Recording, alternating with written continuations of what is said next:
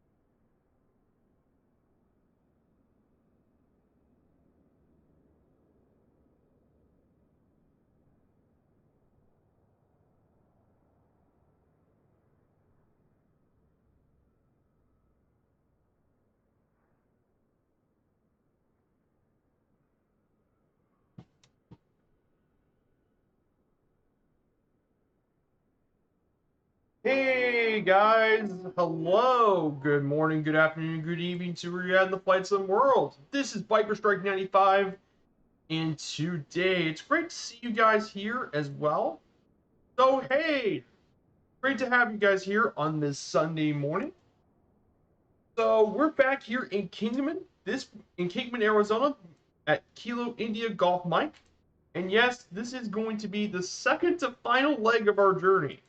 Yes, we got one more leg after this to go. And this might be among the longest legs of a journey. So it's going to be great to see you.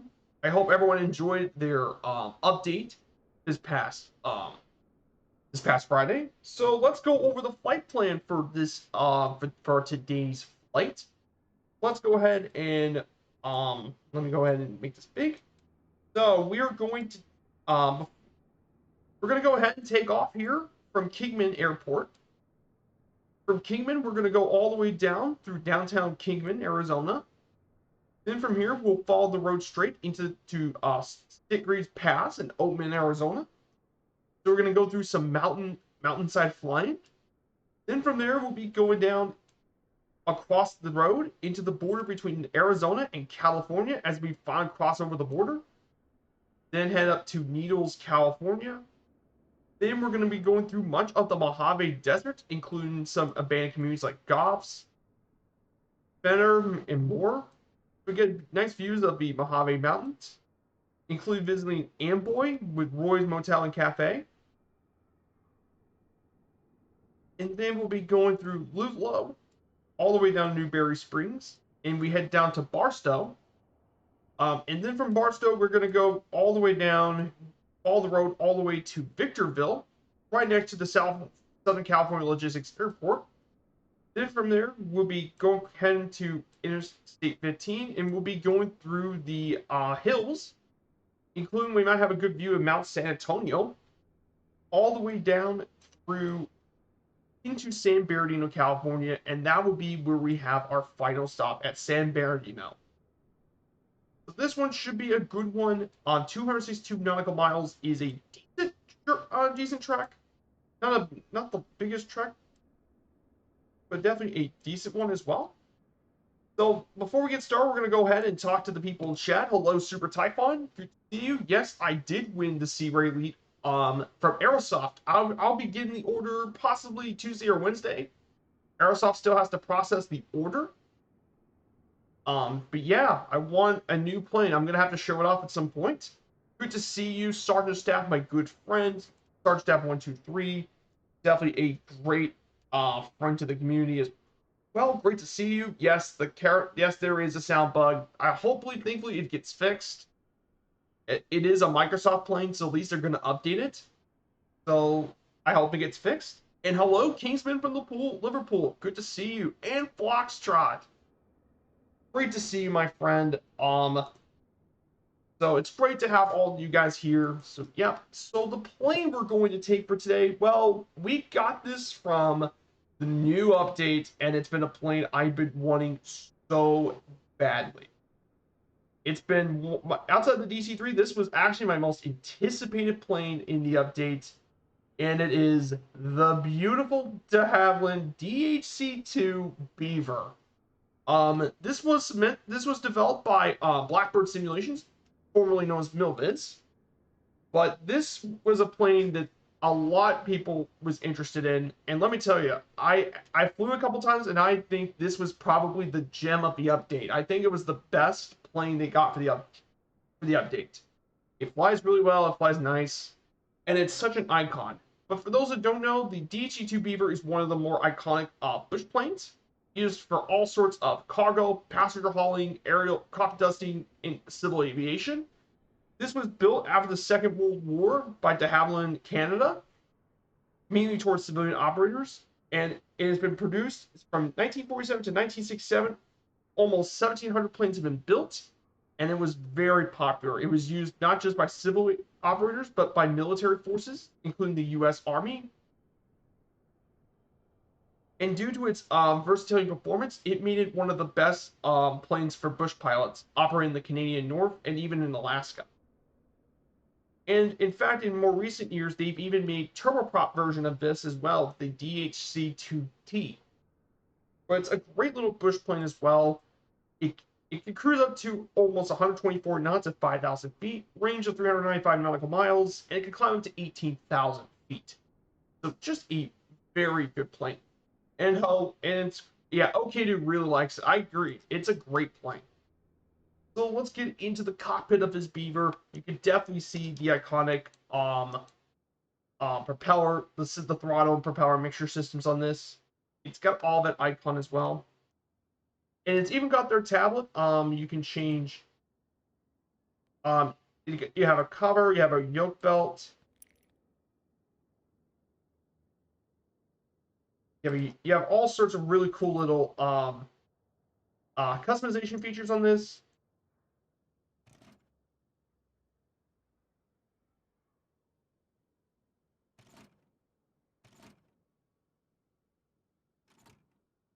And it's really cool. They got GPS, you got analog radio too. You got analog, you got GPS.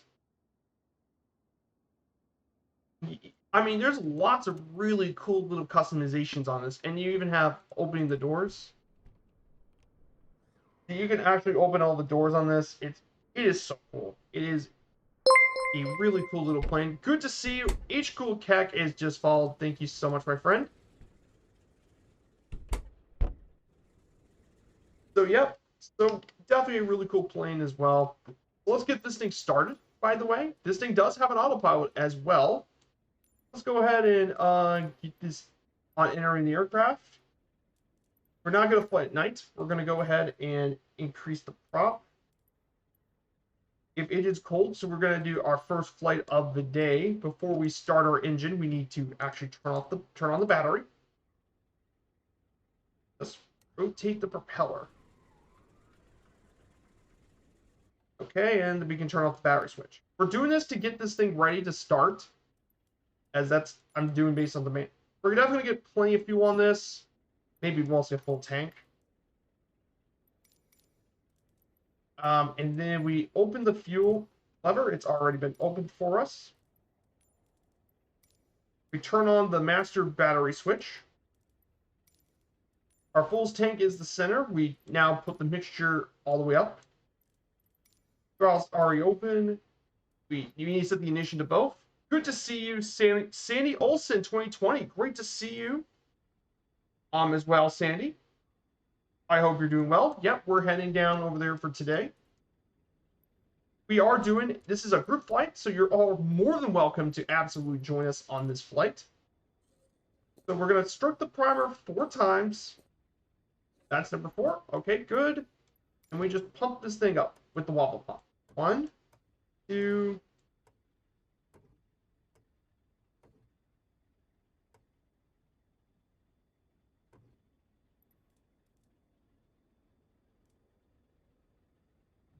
Oh, okay. I forgot to set the fuel thing in. We continue to wobble the pump. Okay, and it's pumped at the max. Okay, and then we are ready to now turn on. We're going to strike the propeller upwards.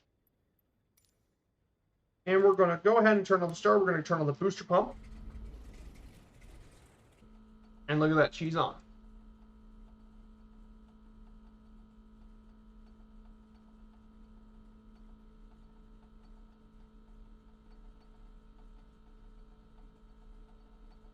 And look at that, she's on. Nice. So now their engine's warmed up, we're going to go ahead and turn on the alternator in the radios. And we're going to turn on the nav light and beacon light. And that's it, guys.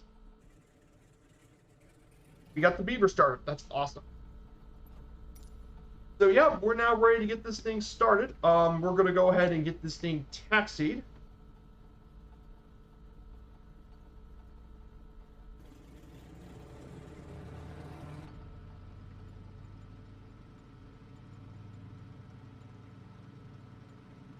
We have lots of awesome people here today as well. So we're going to be cruising at 5,500 feet today. That would be our cruise. Be cruising at that altitude. This thing should be more than fast enough to at least keep up. So I'm going to go ahead and put on some music. If you guys know me, I'm a huge sucker for classical music. Well, on my streams, I think it's just so much fun to play some good old classical music.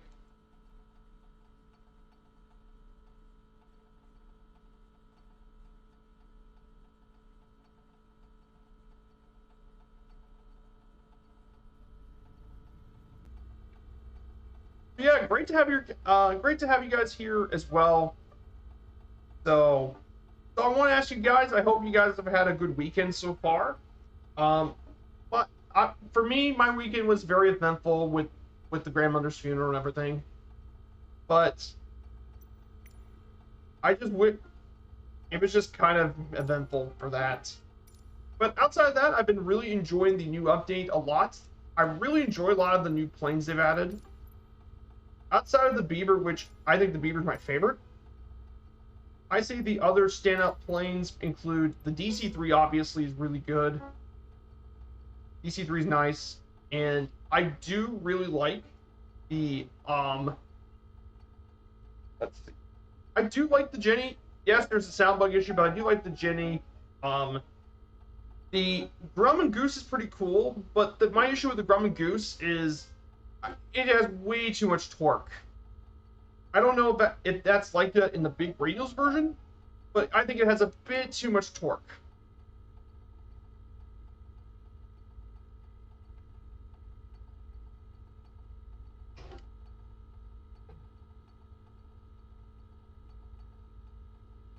So I'm going to go ahead and set the heading bug to 200.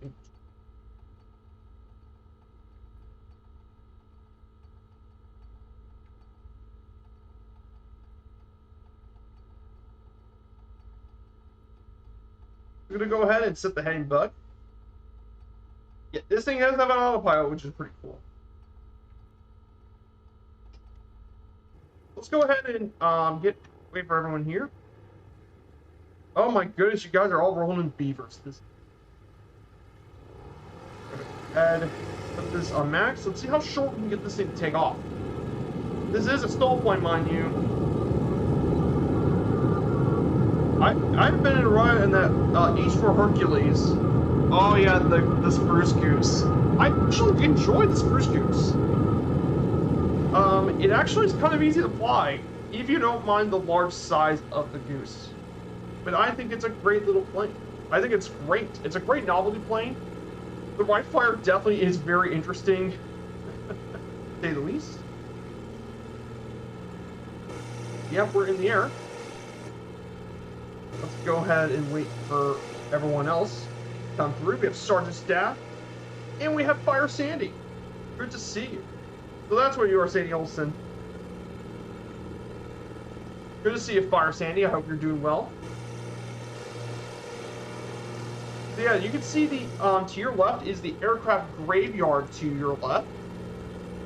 This is where they store a lot of the planes for civil aviation.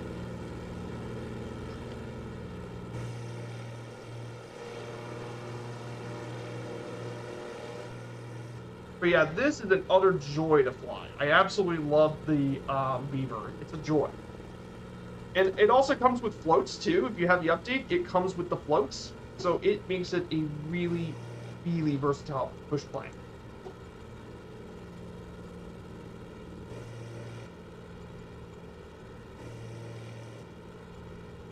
Let's go ahead and set the let's go ahead and set this to 4,500 feet. Autopilot, heading mode, and we're gonna go up to 1,000. Go ahead and set this up. So it's good to have you guys here. So we're gonna go ahead and get the slideshow ready. So I do, for guys who've been here for the first time, I do these every single stream. And I make these slideshows all by myself. I take all the time to research these places. And I feel like it's a great way to express the history of each of the places on the historic route. So today we're going to visit Kingman, Arizona.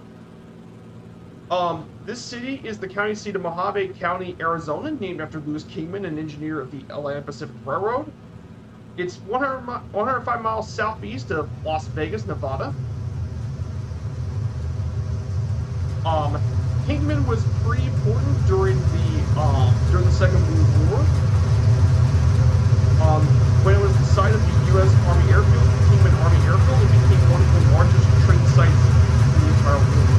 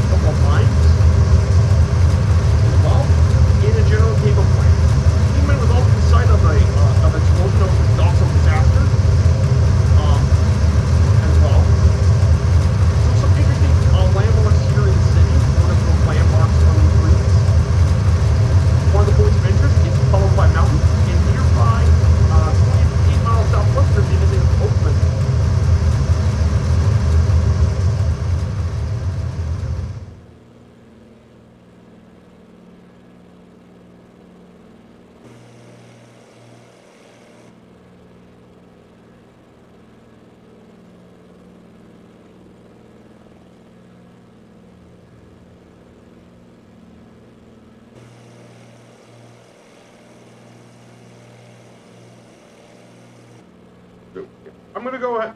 I'm just resetting.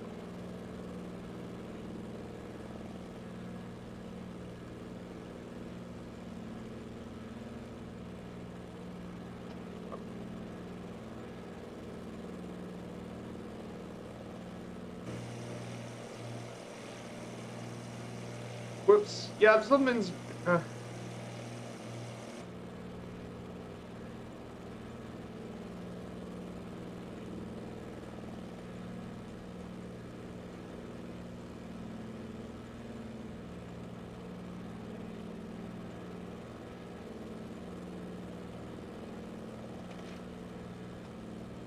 Yeah, something's a little weird with the autopilot for some reason. Yeah,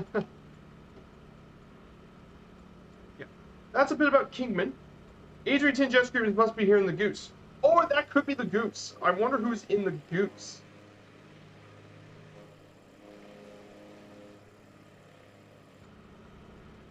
Good. Have a great flight. Good to see you, Sergeant Staff. I hope to see you again soon.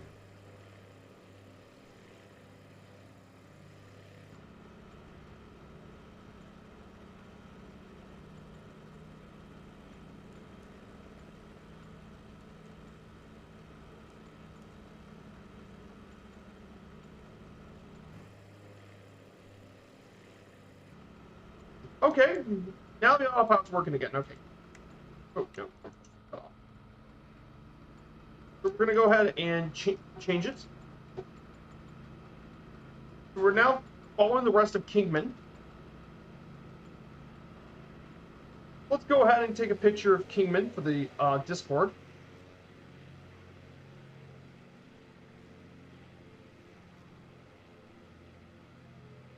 yes, guys, I do have a Discord as well.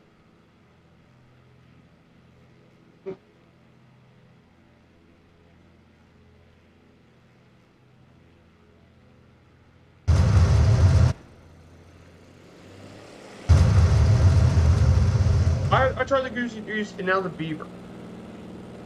Okay.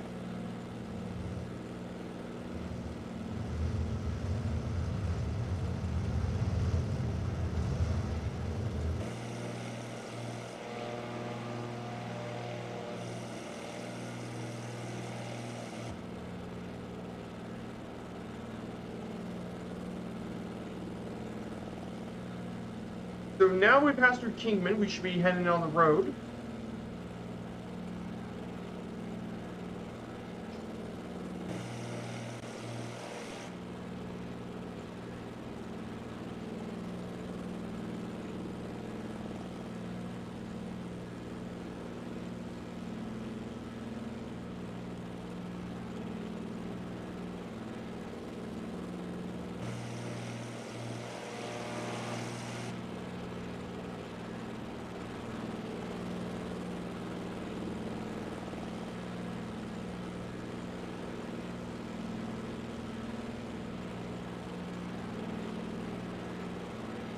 So now we're going to head down the road.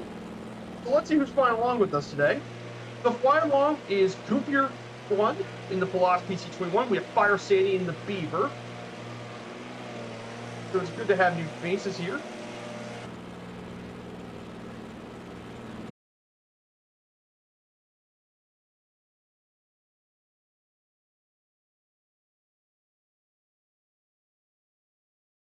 The new plates, it's got GPS, got BUR CDI, dual.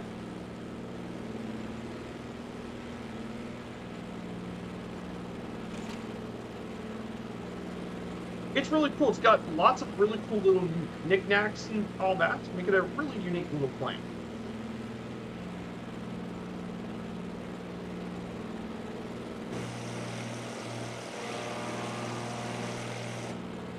Now I do need to remind myself to change the tanks because this thing has 3 tanks and I gotta watch each of them. OBS is a bit laggy at times. It is, but so far it's actually been good today. The OBS has not been laggy right now. And I'm on East USA. I guess it was my internet causing a lot of issues. As I rebooted a couple days ago. But I don't think it's lagging much anymore. Yeah, I really love the Beaver. I can't wait to show it off. I'm also excited to show off the Jenny on Wednesday. Get to test that plane for a good bit.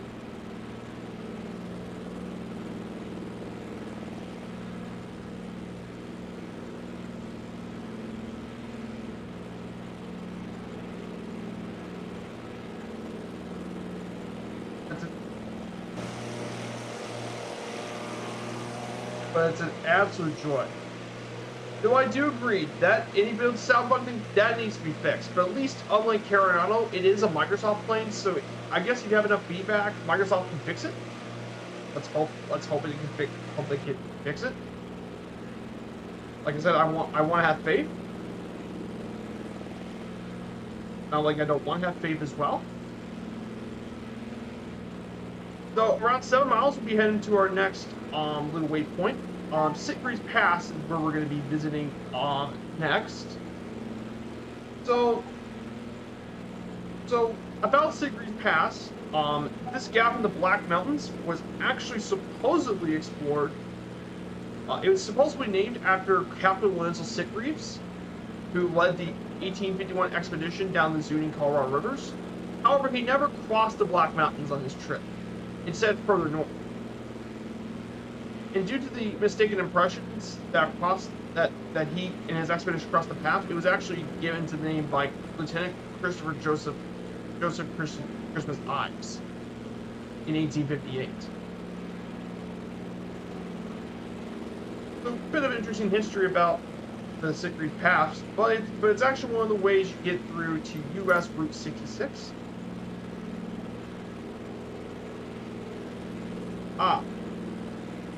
San Sandy says, have you ever tried the DC3 in the Goose? I do like the Goose, but the issue with it mainly is it has way too much torque or P factor, and it kind of drifts one way or the other. It has too much of it. I think they need to tone down the torque a little bit. That's just me. I don't know if the real Goose had this much torque, but I do really like the DC3. Okay, by the way, guys, if you have the DC3, I recommend you not actually, I recommend you guys actually not have the enhanced version of the DC3 because one of my good friends, Dougal, mentioned that the flight model actually has had some issues with the flight model of the enhanced version. And he said here that, let me get back.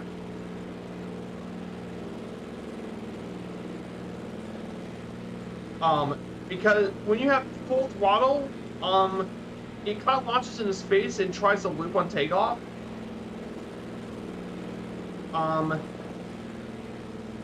It has that issue with the flight model, so the fix is to delete both the standard enhanced variants of the DC3 and then reinstall the standard DC3, not the enhanced model. So that's just something to know if you have those issues with the DC3.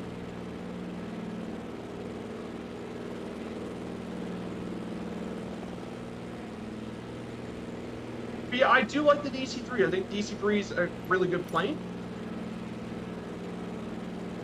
DC3 is good. But yeah, I think my favorite, DC3 is good. That's definitely going to be a plane I'll be flying a lot. And I'm definitely going to take the Beaver on many trips. It's such a good plane. Oh yeah, by the way, here's something else this thing does. You can change the cabin. You can change between the cabin. We have a passenger cabin. We got our passengers here on the road. Or, with one click of the button, we can change this to cargo. And look at that, we got cargo cabin.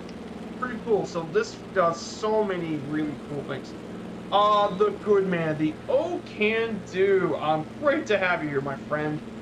I know you've been flying that Beaver quite a bit. But guys, if you haven't checked out Oh Can Do, he is absolutely a bush pilot through and through. Awesome, awesome dude. He makes some of my favorite flight sim content. He is the ultimate backcountry pilot flying in the bush country. So it's great to see you, Oh Can Do. Yes, I think the Beaver is my favorite of all the aircraft. I love the Beaver. It's a joy to fly as well. It's an absolute joy to fly. I have it on autopilot, so it would be easier for me to narrate all my stuff. But this thing is capable, plus this thing also has float.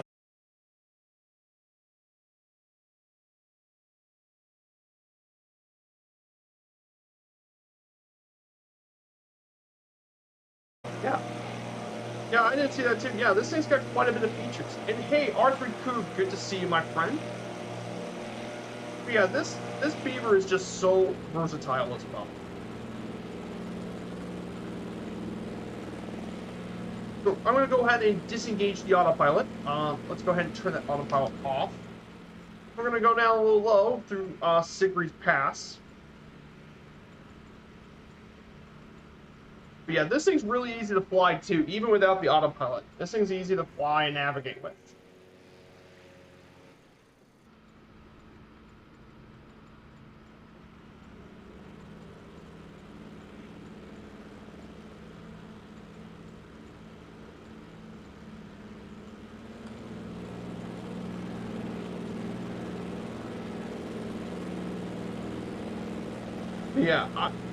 Yeah, I hope it gets love soon. Yeah, same here.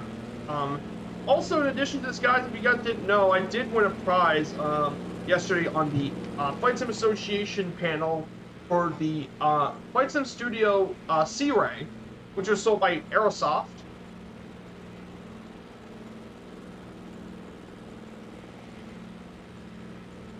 So I got that. I'm just waiting for the order to be processed by Aerosoft. But yeah, it's a new seaplane. It's very similar to the Icon A5 in the sim, but that would be a nice little plane to have in the hangar and a little more amphibian planes.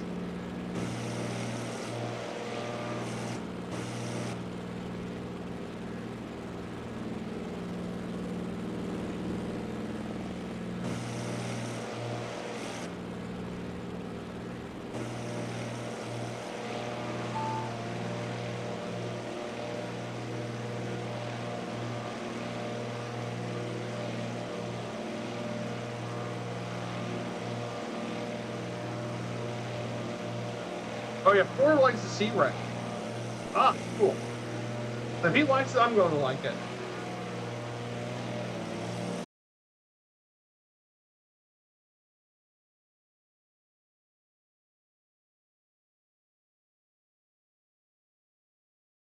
Man, this is just stunning.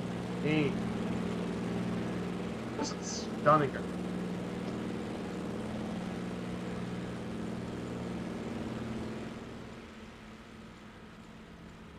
So, by the way, guys, we're going to be heading left. We're going to be heading through the abandoned ghost town known as Oatman. This ghost town has a population of 102 people. It started as a small mining camp when two prospectors struck a $10 million gold find in 1915. It was named after Olive Oatman, a young Illinois girl who was captured and enslaved by the Native American tribes.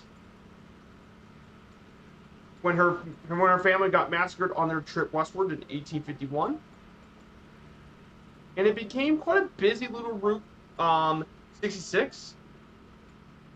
However, by the 1960s, Oatman was all but abandoned, and now, as of this year, it survives as a nostalgic Route 66 stop that prides on maintaining the Wild West feel down to the bare bones.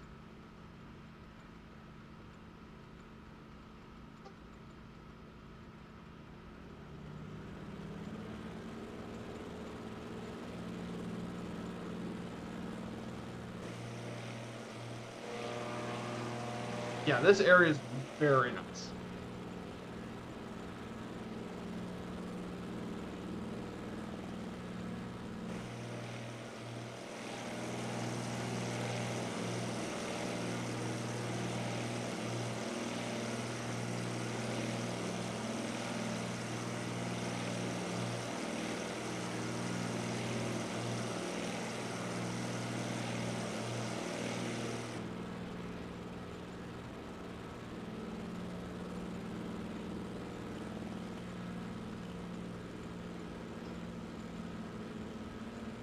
Here is to our left is the old town of Oatman.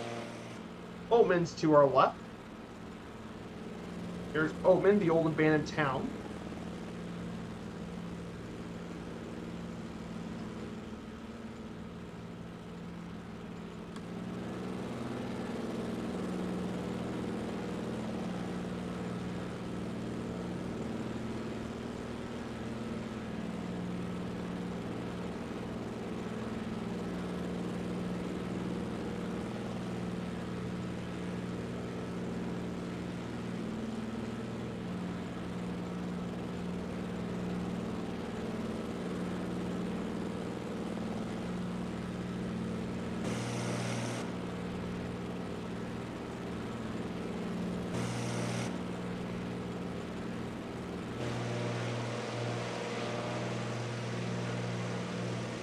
Hey, good to see you. Viper Strike says, Fox says, Viper Strike, I used to live in the Mojave Desert through Amboy many times as we drive through the Sittons.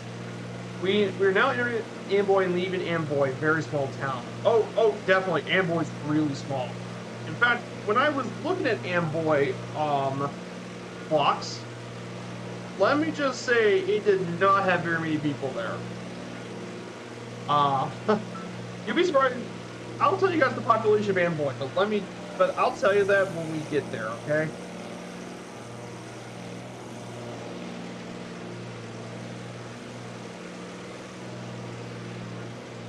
Just beautiful. Oh yeah, one more thing, guys. There. Gotta put on the back on the name tag. So fly with me today is Spire Sandy. Is flying along with me today.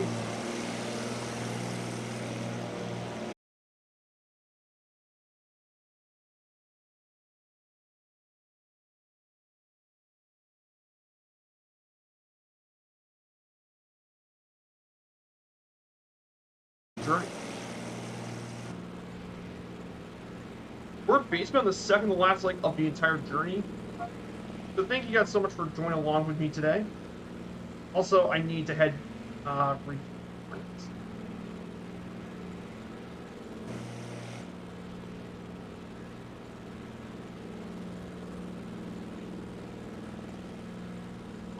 yeah, great to have all the new faces here as well.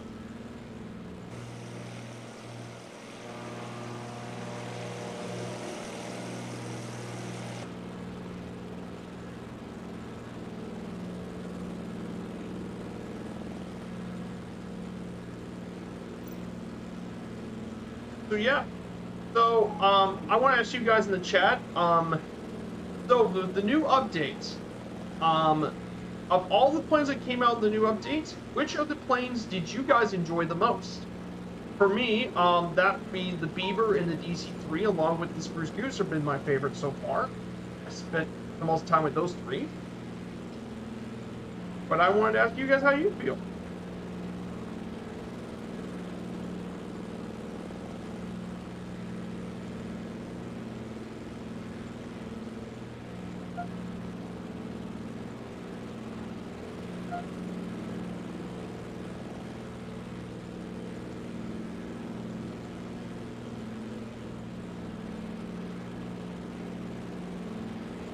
Your stream starts when you go to external view.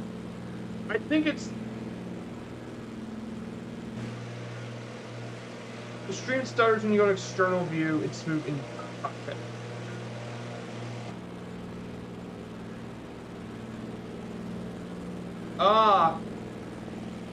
Yeah, that's weird. Yep.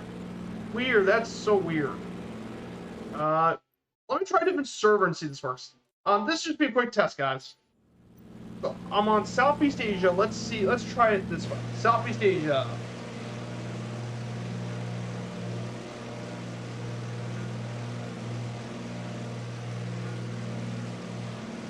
It's somewhat stuttering. Let's see. Just do test.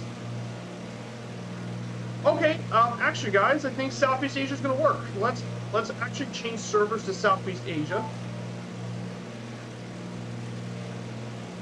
Let me go ahead and change the server command. I'm gonna go ahead and put the command in the chat, obviously. Exclamation point server. Okay. So that settles it now. You said it's more OBS. It could be OBS, but it could also be Microsoft with its...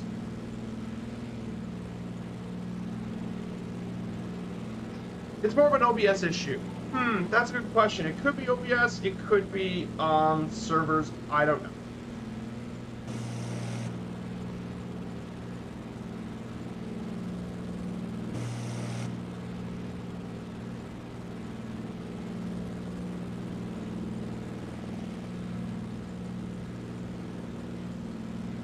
Alright, we should be heading to Topok, Arizona next. The Topok, this census designated place here in Mojave County is around... Actually, the population is 2 people. 2 people live here. In 2010, it was actually 2,104 people. Most people lived in Golden Shores above. It's known for being a boating town in the area, but also known as the home of the Old Trails Arc Bridge that was featured in the film Grapes of Wrath. It's also the site of one of PG&E's recombustion stations as well. It was originally called Mellon back in the old days of the Atlantic Pacific Railroad in 1890. The town was actually then later named after Captain Jack Mellon, a veteran of the Colorado Steamboat. And then Mellon was again renamed to Topok. To Tupok. And its most famous landmark here is the Old Trails Bridge, which will be coming up soon. This historic bridge has been around since 1915, 1916. It was not only featured in the Grapes of Wrath, but also be seen in the film Easy Rider in 1969. It served as a highway bridge until 1947, when it was modified for highway use, when the Red Rock Bridge was actually turned for highway, and then currently now, this bridge is now used as a pipeline bridge to carry oil and stuff. So definitely a little interesting as well.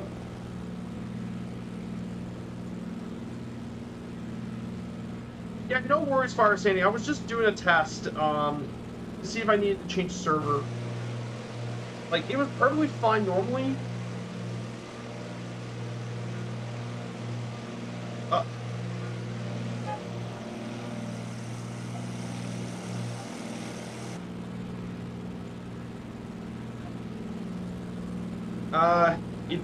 It's doing this again. Oh, great. I don't...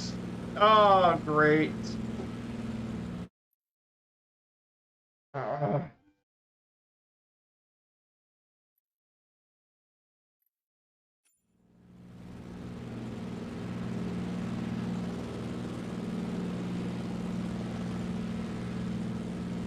okay, the internet's going in and out for a second. I had to pause it a little bit. Hey, Goofier Manatee, good to see you. Yep. Enjoy your cup of tea.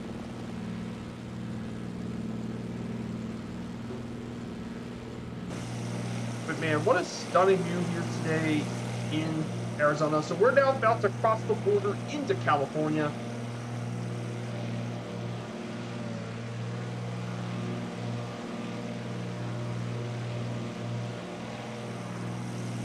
I guess I should stick to Southeast Asia then, just for the best performance for the servers.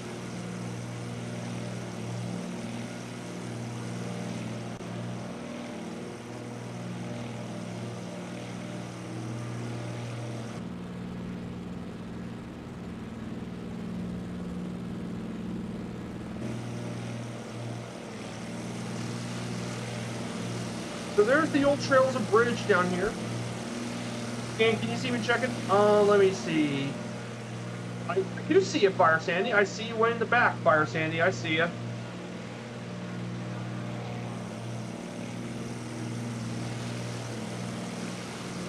Yep, see you just fine, Sandy. I see you just fine. Alright. We're going to go ahead and turn left.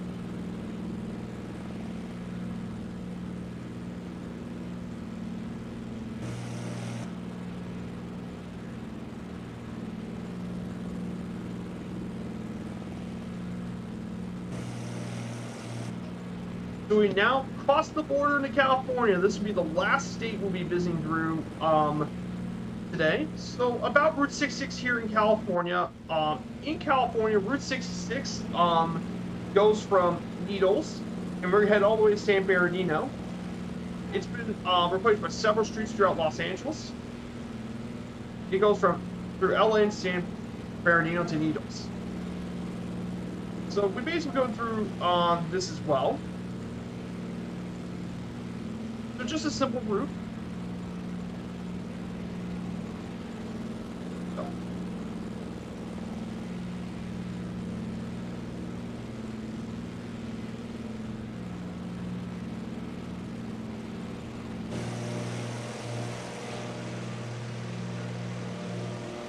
Yeah, I agree. It stirs much more.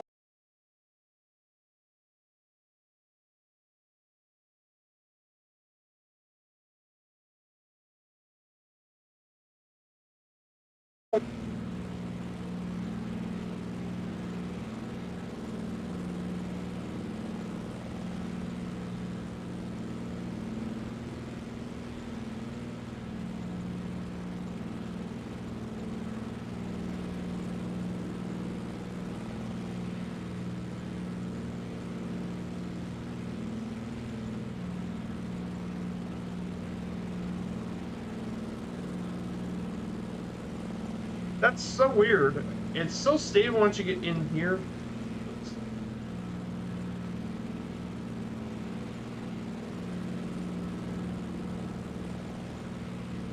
Yeah, it's weird. Everything's so stable in here, but once I go outside of external view, it gets much less stable.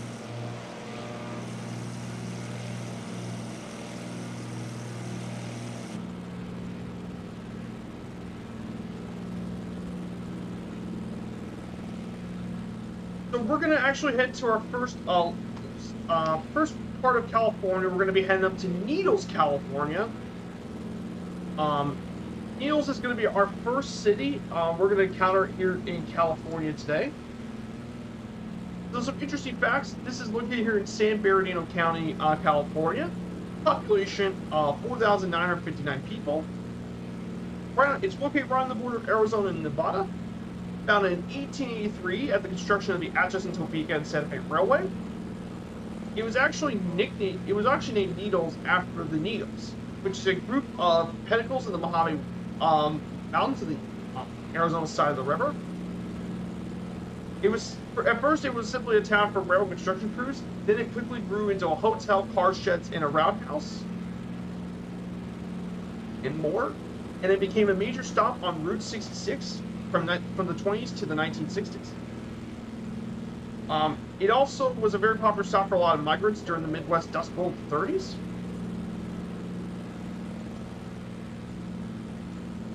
Neos is still currently a major tourism and recreation center of the area. And one of its landmarks is the El Garces Transportation Facility that was originally built in 1908. It originally had a restaurant, a Harvey House restaurant. However, it was closed in 1949 and passenger traffic declined. The city purchased the building and reopened it back in 2014, so it's back to where it was its glory days, hopefully.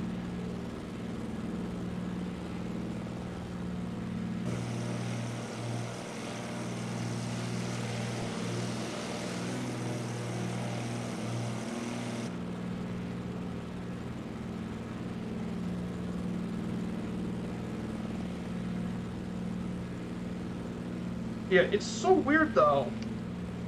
Inside it's fine. Everything's running smoothly, but as soon as I get outside into the external view, it's when this thing has the most issues. That is extremely weird.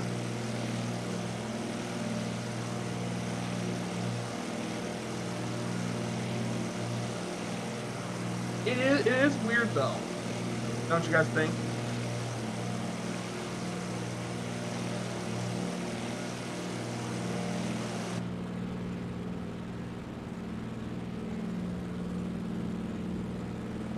So here's Needles below us.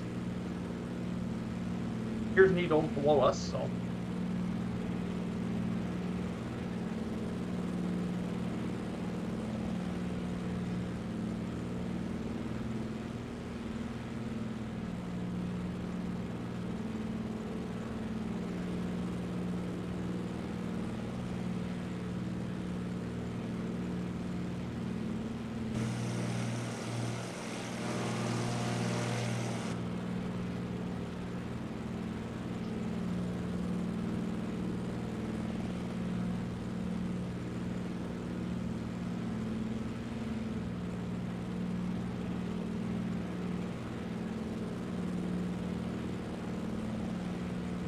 Yep, and now we're entering the Mojave Desert. We're now entering the Mojave National Preserve here in Arizona. Let's go ahead and give you some interesting facts about the Mojave National Preserve that I think a lot of you people may not know about.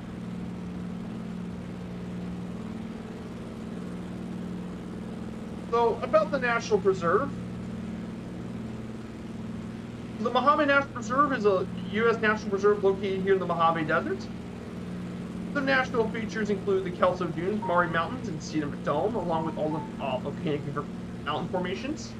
But of course, one of the really cool things you can find here is the impressive Joshua Tree. Now, what's so special about the Joshua Tree, you may ask? Well, these trees have some of the longest lifespans of any plant. Their species name is Yucca brevifolia. The Joshua tree,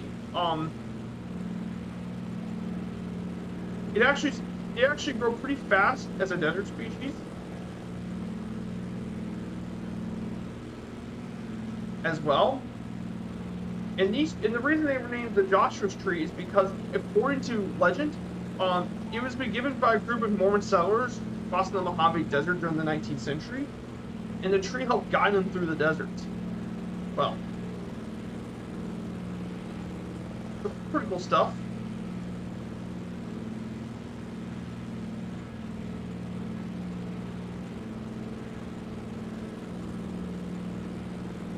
But actually, according to researchers, the Joshua tree can actually live up to about 150 years, but the oldest one can live up to 1,000 years old. So pretty cool stuff. Climate here is average around 90 degrees Fahrenheit in the summer, while highs exceed over 105 degrees. While in the winter, it isn't nearly as cold, however. It isn't nearly as warm in the winter. but it's still relatively warm at 70 degrees, an average temperature of 51 degrees Fahrenheit in winter.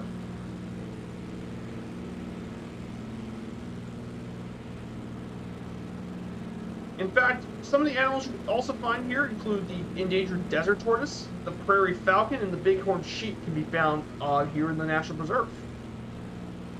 Yeah, some pretty cool animals and stuff. I'm gonna go ahead and turn right pretty soon.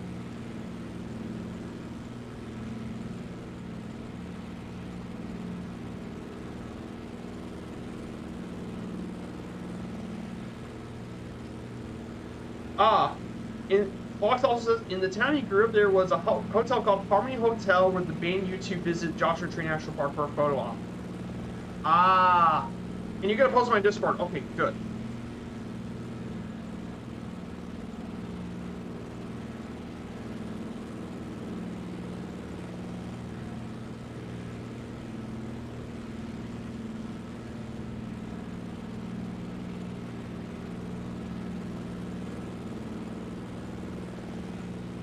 So by the way, guys, if you guys didn't know, I do have a Discord channel. If you guys like what you see, smash that follow button and check out the Discord, guys. I usually post all my stream announcements here, so you want to get caught up in my streams. All right, I'm gonna go ahead and check the tank. Okay, 8 gallons left. When this thing reaches 10, I'm gonna go ahead and swap tanks. I'm gonna switch to my left tank first. I'll switch to the front tank. Remember, this thing's got 3 tanks, so I need to be reminded to switch tanks when I do.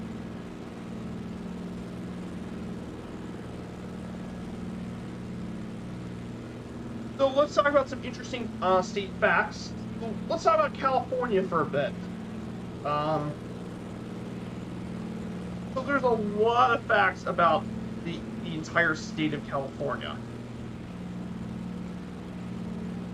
First off, California is very famous for being the artichoke capital of the world, mainly in Castroville. In 1947, a young woman named Norma Jean was crowned the first artichoke queen, and she went on to become Marilyn Monroe, the famous actress. Yes, Marilyn Monroe was originally the first artichoke queen of Castroville.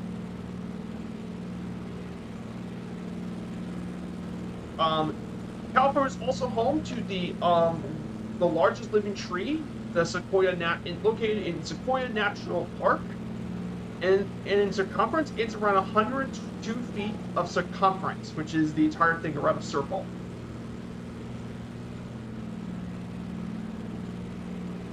And there's tons of famous people born in California. I mean, from football players, like sports athletes like Marcus Allen, Joe DiMaggio, to famous authors and filmmakers like George Lucas and William Randolph Hearst, and much more. And that's just some of the famous people from California. The state bird of California is the California quail. The state motto is Eureka, which translates to I have found it. And California is home to the highest peak in the lower 48 states, Mount Whitney, which is around 14,495 feet to the summit.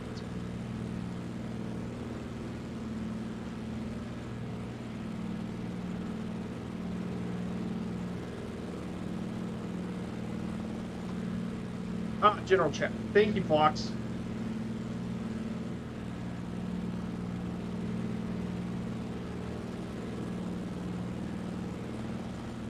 Too cool. Yeah, the Harmony Hotel. Too cool. Thank you.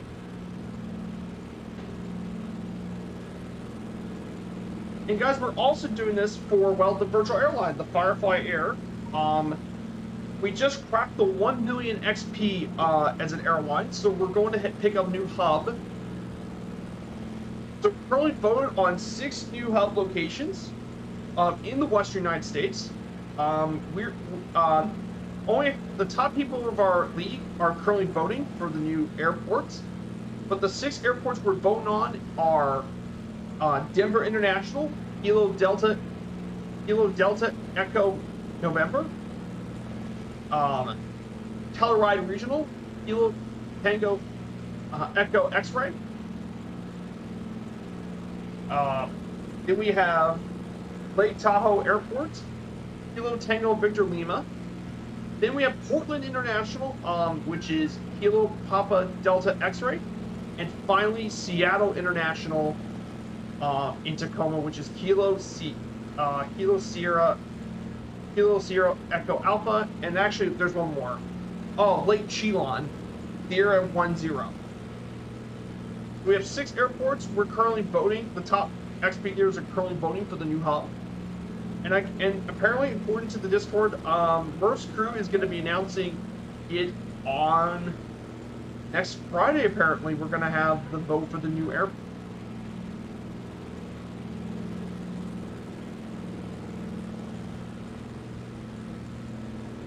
So yeah, I'm very, very excited to see. I'm very, very interested to see what new hub we're going to be announcing. So yeah, I'm very excited to see which airports we're going to be picking.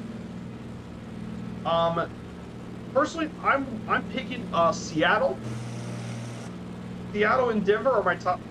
Seattle, Denver, and Portland are my top 3. I just like the versatility of flying all sorts of planes. So that's what I would pick. So we're gonna now be heading over to Goffs. This unincorporated community was once is a nearly empty one-time railroad town. It was a stop until 1931 when a more direct road opened between Eels and Essex, and that's what led it to be kind of abandoned. Though during World War II, it became home of Camp Goffs, an Army depot and train center, and it was featured in the opening scene of the 1984 cult classic Red Man. So we're going to be heading to Goffs pretty soon. Yeah, you could just get to the wide scale of this in the Mojave.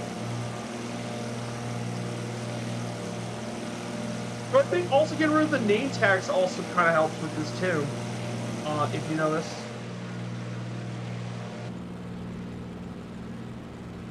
But yeah, it's weird. This thing stutters every time I go outside. That's really, really weird.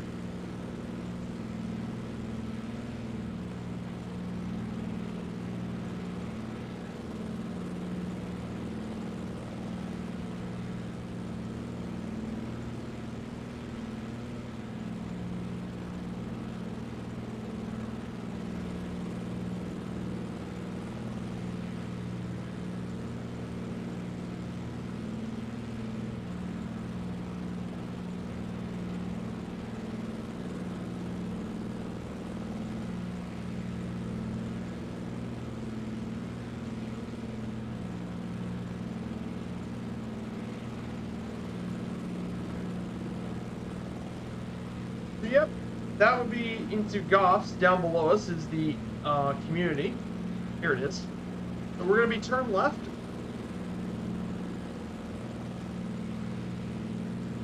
So as we do, we have a couple more California state facts. The capital of California is actually in Sacramento. Some people think it's Los Angeles, San Francisco, but the capital is actually in Sacramento.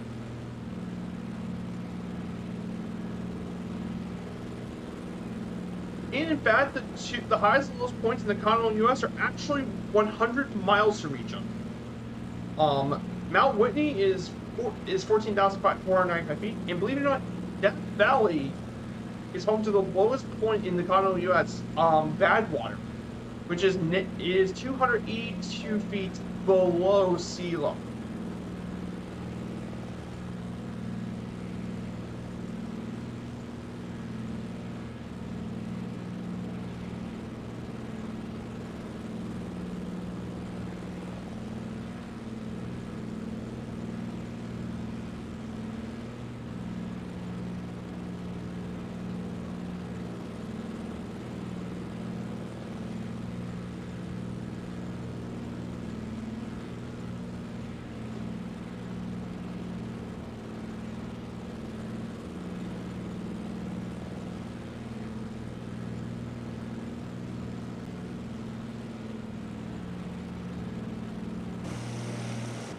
Alright, let's check on the tank. Let's see if I need to switch it now. Okay, I'm gonna go ahead and switch to, go ahead and switch it to the rear tank then. Okay, we have a new tank. We're switching. Switching tank.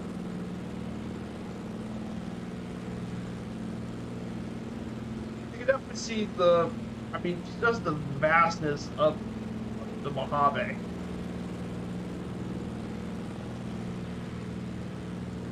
We can definitely see some pretty impressive mountain views and all that from over here.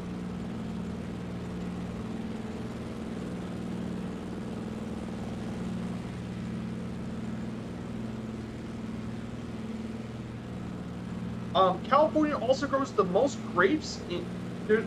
California grows around 300,000 tons of grapes and produces more than 17 million gallons of wine each year are built here in California.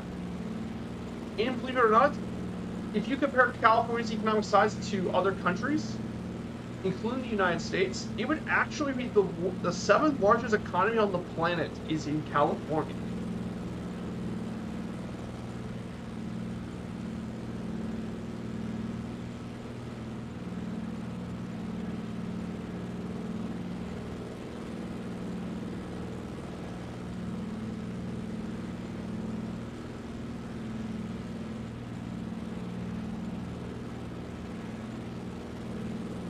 So definitely some interesting things. So after this series, I'm planning on heading to Norway for a series. So it should definitely be a lot of fun as well.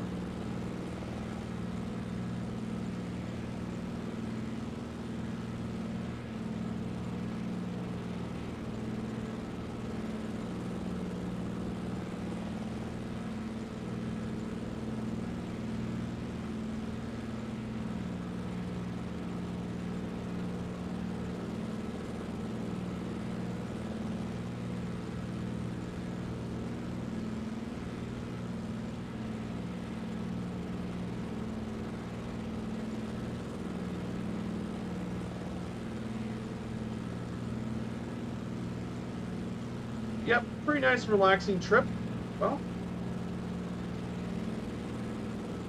we are around 172 nautical miles out.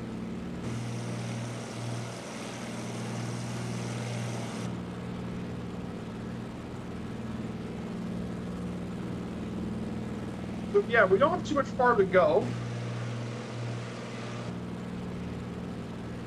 Let's go ahead and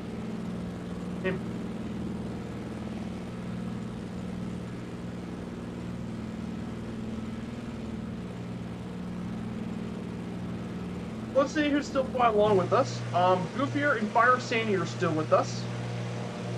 Great to have you guys in the air.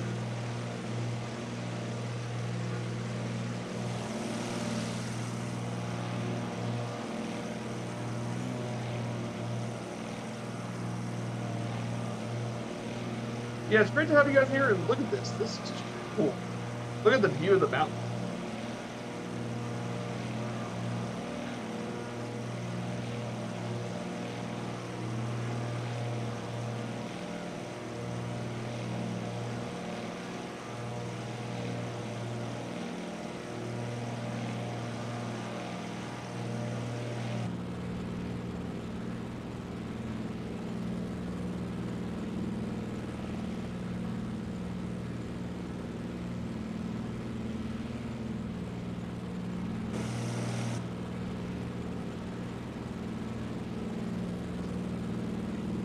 So yeah, we're now heading towards Chambliss. Chambliss would be our next stop here in the route. Hey, Boise TV, good to see you first time chat. That yellow-black pinstripe livery reminds me of the old Piper Cub. It does.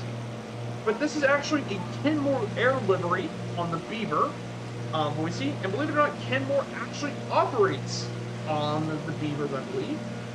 Let me go check their fleet. Yes, they do operate the Beaver. But this actually is a real-life livery by a plane that actually flies for Kenmore. So I don't think you have a livery that's more better suited for a plane. But great to see you, Boise. I hope you're doing well. We're doing Route 66, Leg 13, the penultimate leg of the journey. We have quite a few people flying along with us today.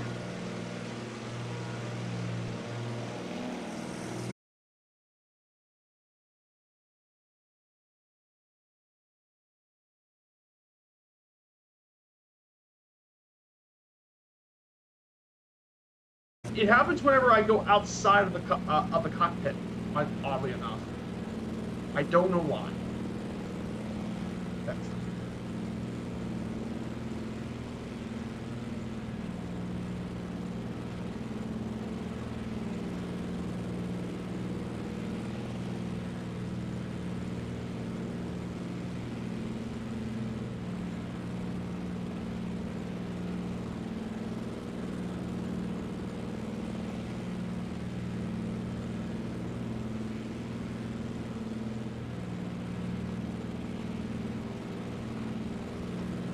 So we're gonna head to Chambliss next. Chambliss, this is actually one of the other ghost towns here in Route 66. This ghost town was located here on the Route 66 east of the Bullion Mountains. It was originally known as Chambliss Station, one of the alphabet towns on Route 66 that provided water towers to service the railways. It was popular as a motorist and tourist stop, but since I-40 opened in 1973, it basically disappeared off the face of the map. In 2005, there was only 6 residents and 1 dog on the signpost of the town.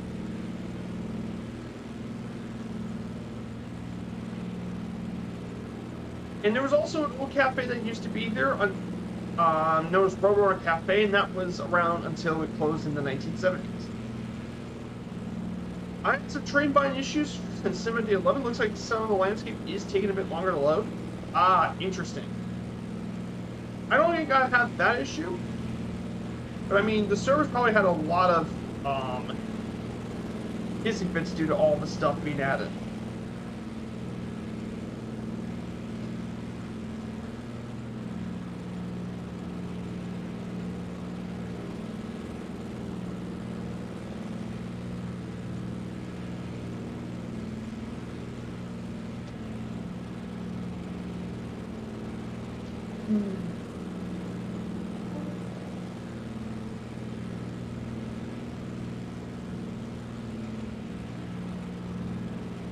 Hey, good morning, Chunky Flyer. Good to see you, my friend. Hope you're doing well, Chunky. We're currently on the road across Route 66. We're currently heading down to Chambliss, an old ghost town, before we head to Amboy. We're taking the brand new de Havilland DH2 Beaver for its first stream with it.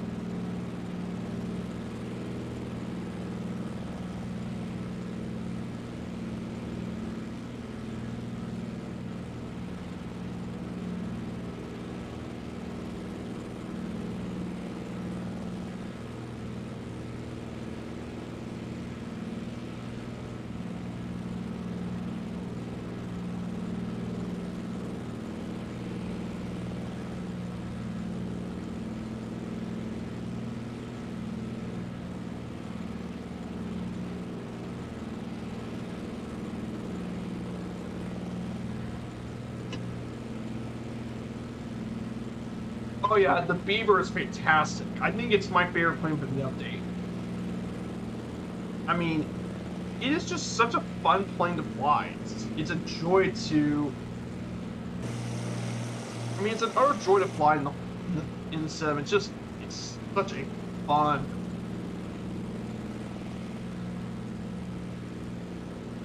I mean, it's an absolute joy to fly in the sim. Yeah, the ticking sound is the only issue, but I mean, that's a small issue compared to just how fun this plane is. It's just so much fun.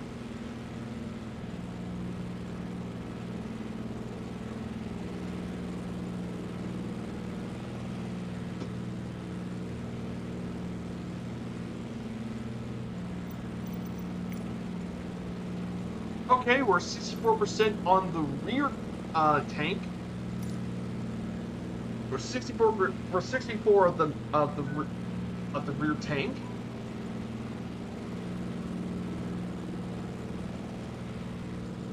But yeah, have you got a chance to fly some of the other planes, Chunky? Like the DC-3 or the Spruce Goose? Got a chance to fly those?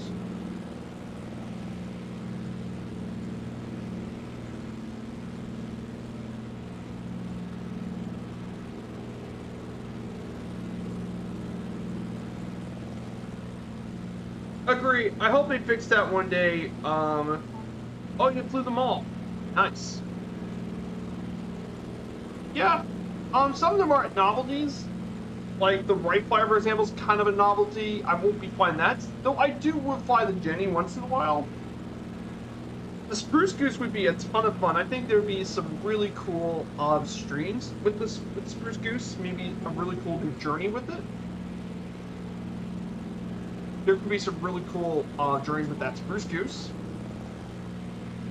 Though I think the ones, if you see me streaming, I'll probably be flying the Beaver, the DC-3, and maybe the Goose.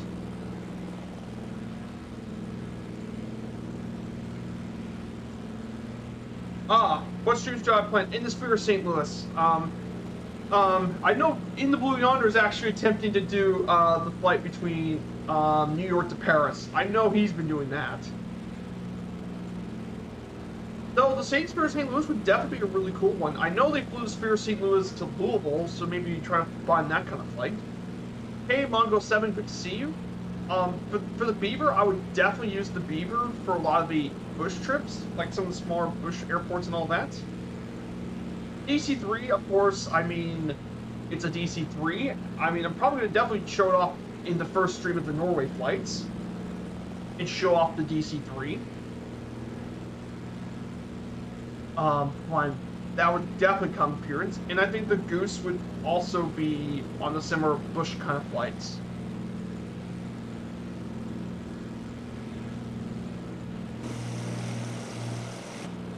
Did you see all that big plane with all the engines?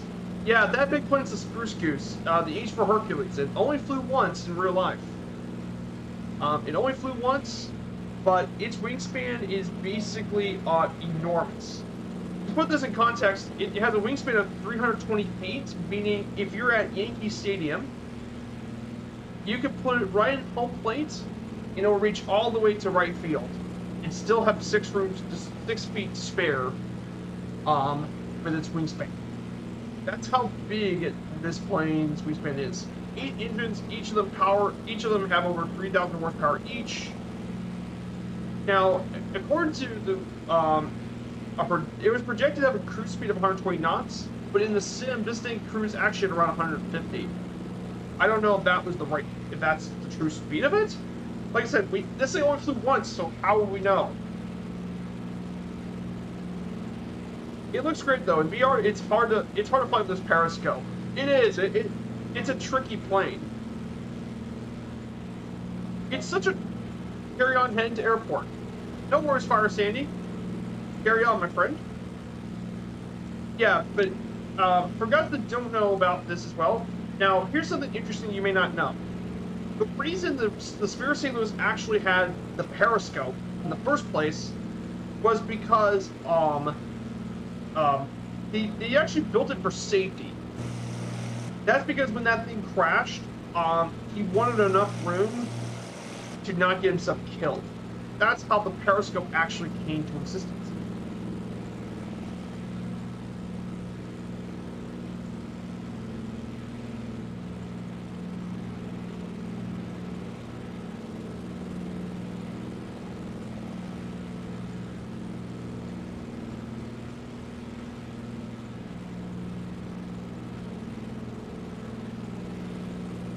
Here's what it said. The reason it didn't have a windshield was because it improved the center of gravity, and it reduced the risk of the pilot being crushed to death, because there's actually between the main tank and the engine in case if it crashed. So it was for safety and for aerodynamic reasons. So that's. Yeah, Wikipedia may not always be right. Like, I use it as a B source of information, but if you want to do real research, academic documents matter. So, after we get through Chambliss, we're heading to Amboy. Now, you'd be surprised, but Amboy's population is only 4 people.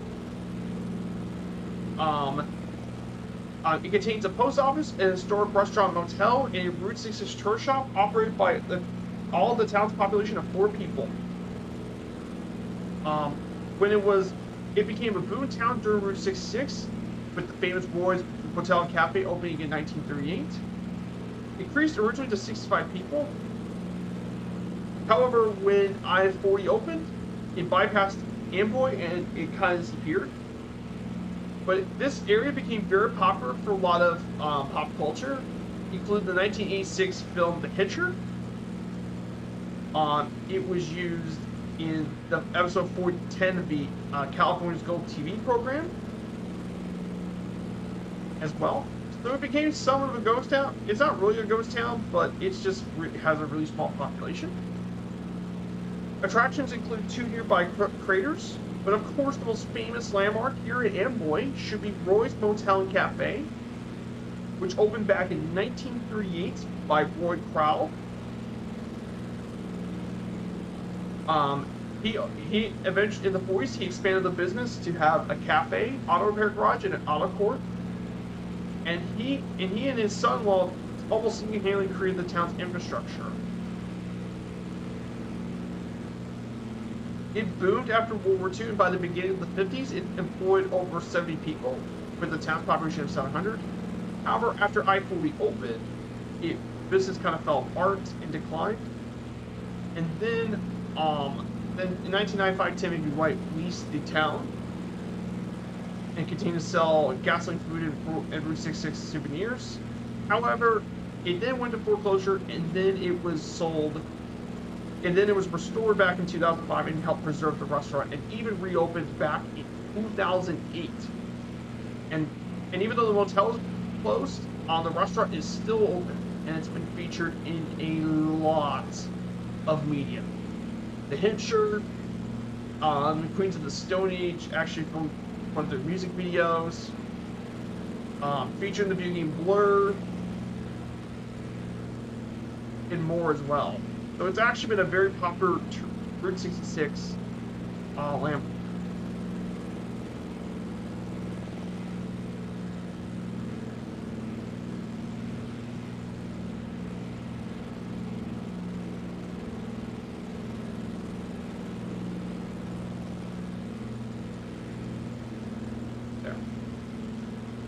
I think, yeah, all small planes are really, really cool. I agree with you. I think all the planes are cool. They're cool to have in the sim, and definitely.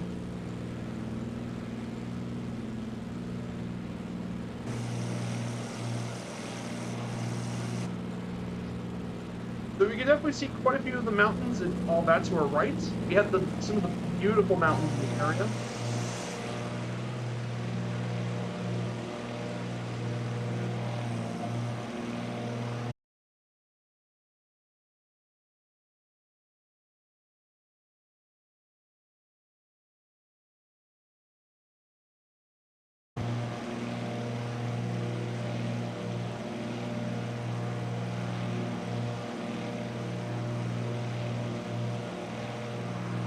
Hey, have a good flight. Good to see you. Thanks for coming by, Chunky Flyer. Enjoy your breakfast.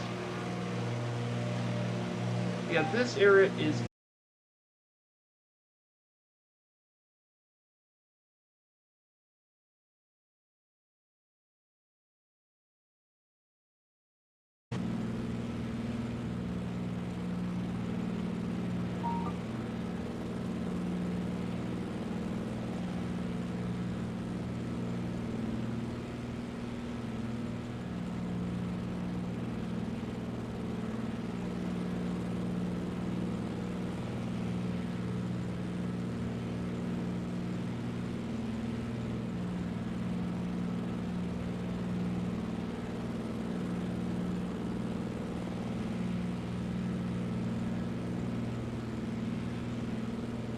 Yeah, we're going to continue going on straight. There's Amboy below us, and down to our left is actually a crater. Amboy crater should be to our left. It's actually a crater site.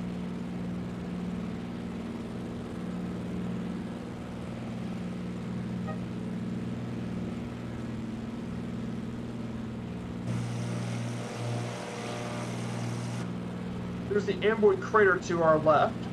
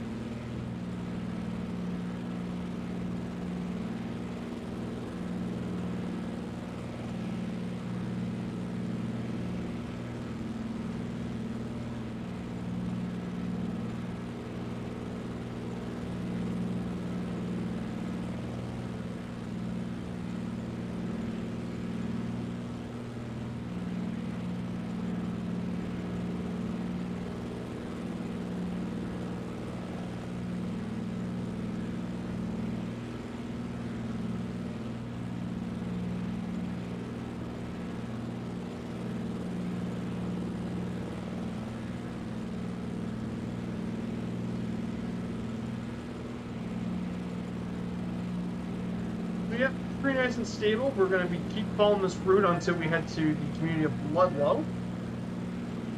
Oh yeah, by the way, about the crater, I forgot to I have information on the crater, by the way. This used to be a dormant cinder cone volcano that rose above 70 square kilometers of a lava field. It's estimated to be over 79,000 years old. It was formed by the Vesker Paleoho during the Pleistocene period.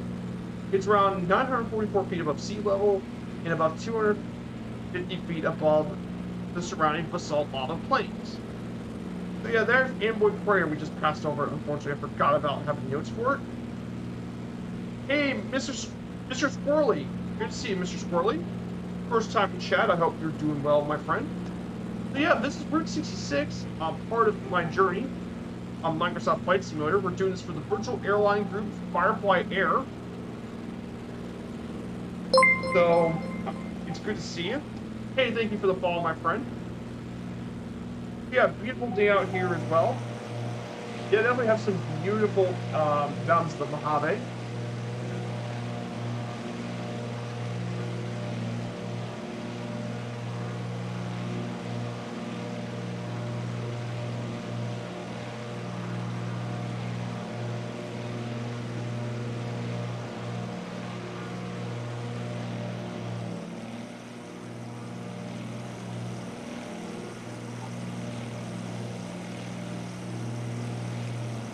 Yeah, absolutely beautiful here today. Just stunning, and I'm taking the brand new Beaver. This came from Blackbird Simulations, and let me tell you, this is an absolute gem of a little plane to fly. They did a fantastic job with it. Comes with skis, and it comes with floats and the normal version as well, with tons of liberties. This is a fantastic little bush plane.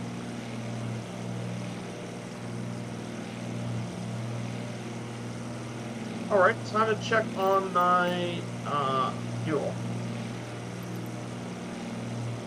Okay, once we get it down below like about 10, we'll be able to change the tanks again.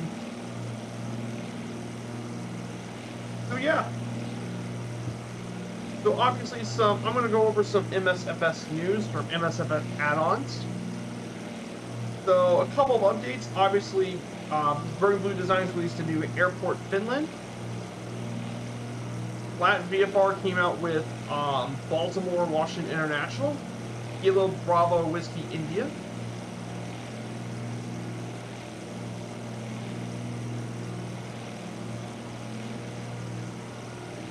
Flight FX has announced the release date of the Cirrus Vision Jet,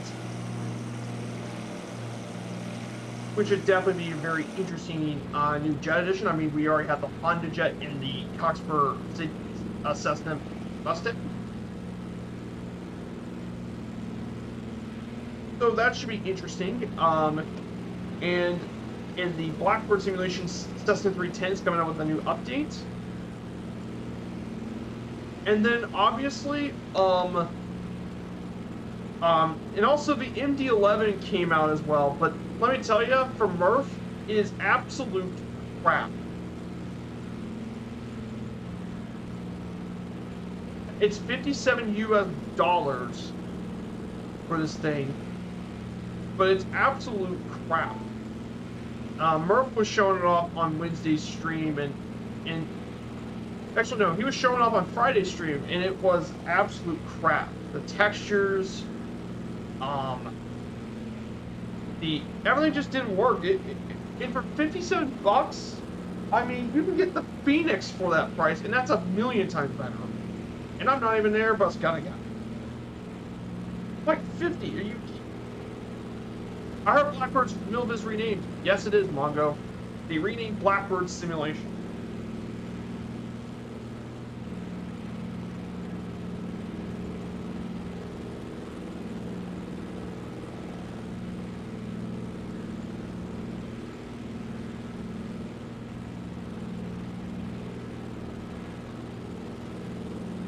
Yeah, Milvis did an amazing job with Beaver Mongo. Like, the Milvis Beaver is amazing. It is great.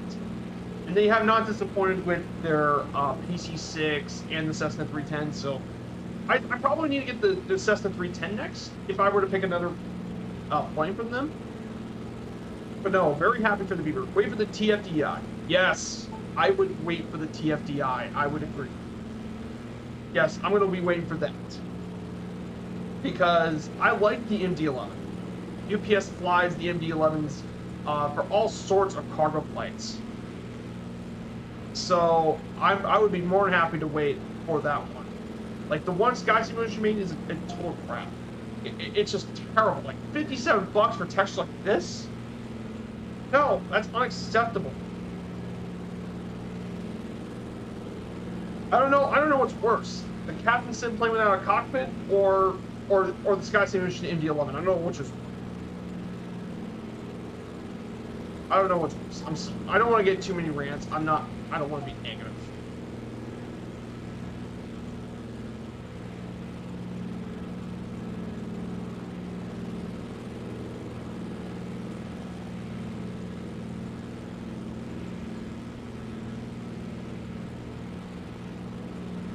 So, yeah.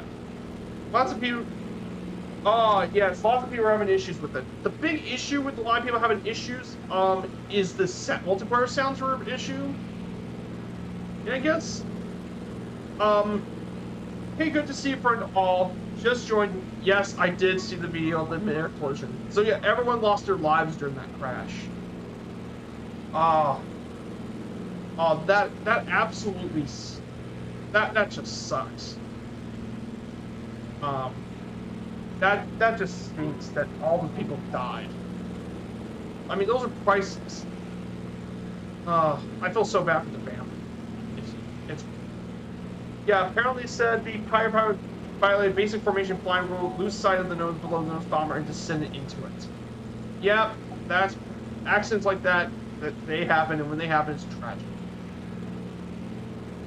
So we're gonna go ahead and visit the next place. This is Ludlow. Dating back to the 1870s, named after William Ludlow of Southern Pacific Railroad, with Ludlow providing motor court and the streamlined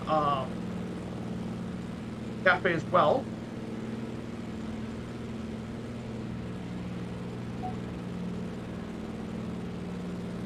So basically, it is a ghost town actually currently.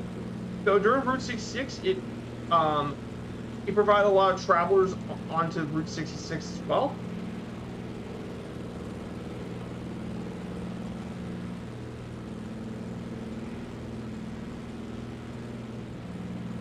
So there's Ludlow Airport down below us.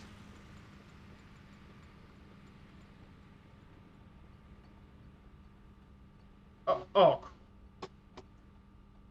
Okay, switching to right. Switch tanks. Oh, God.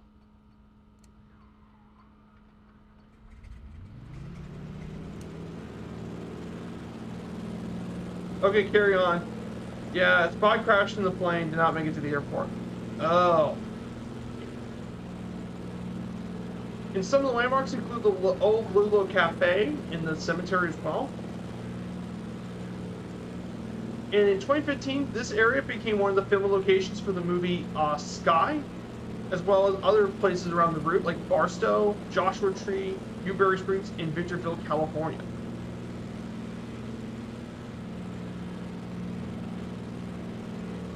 So quite a few little interesting.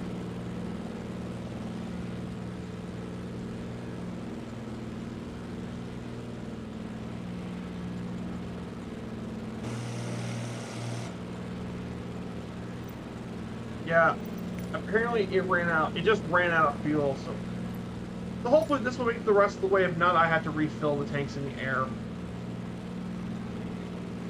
Yeah, there is some absolutely stunning scenery here. Like, it may be vast, but I mean, you definitely have plenty of mountains in this area.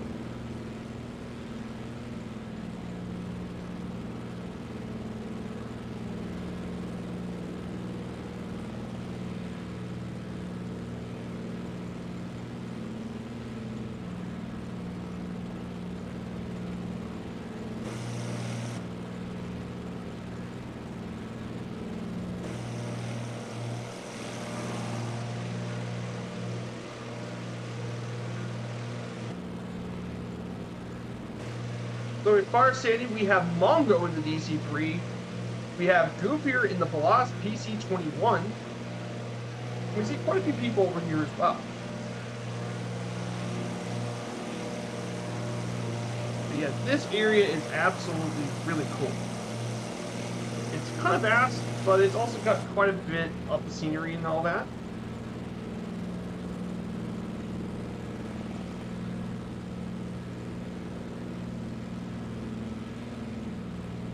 So yeah, for the rest of my weekend, I got a few admin stuff to work on for the weekend, just provide information and all that.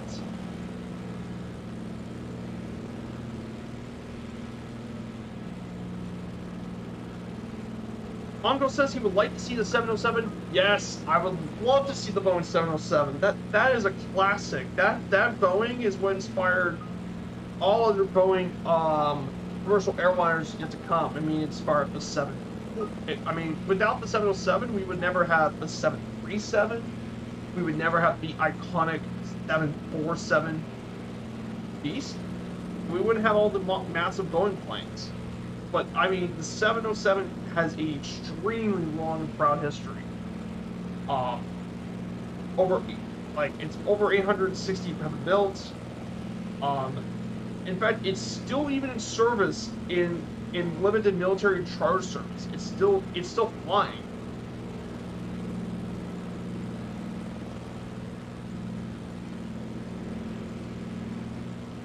But I mean, it was such an iconic jet plane. It helped put Boeing onto the map as a commercial airline service. Oh, absolutely. The 707 was such. Yes, would love to see. Yes, 707. The DC-8. Yeah, I'd love to see more of the old 60s jetliners. That would be awesome. Like I said, I do like airliners as well. Like I like GA. I think GA is still my thing, but here's the thing. I do like airliners from time to time.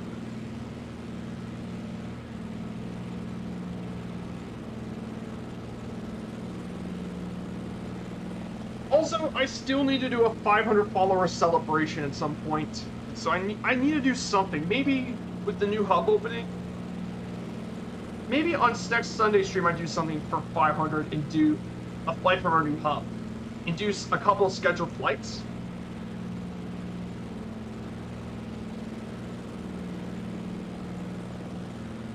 And do some flights with that. That would be really awesome. Oh yeah, the 727. Yeah.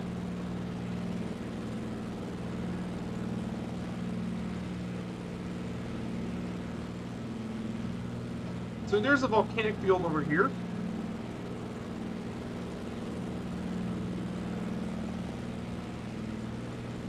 Here's the road. I mean, look at this. You can see some of the mountains all over the area. It's just stunning.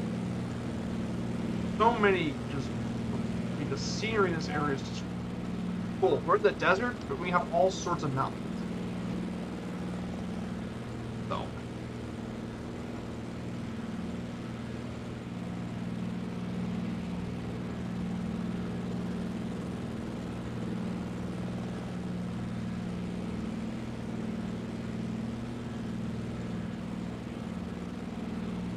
Yeah, definitely some good. Let's see what FS Elite has. So yeah, I also got a chance to fly the helicopters. I actually can fly them a bit. I just need to get used to flying the helicopters. Maybe I'm hoping when I bring back the City Tour series, I might be switching to one of the helicopters. I just need to find a good control preset for the choppers. And then I could fly the helicopters in the City Tours, and that would probably replace the ultralights. Actually.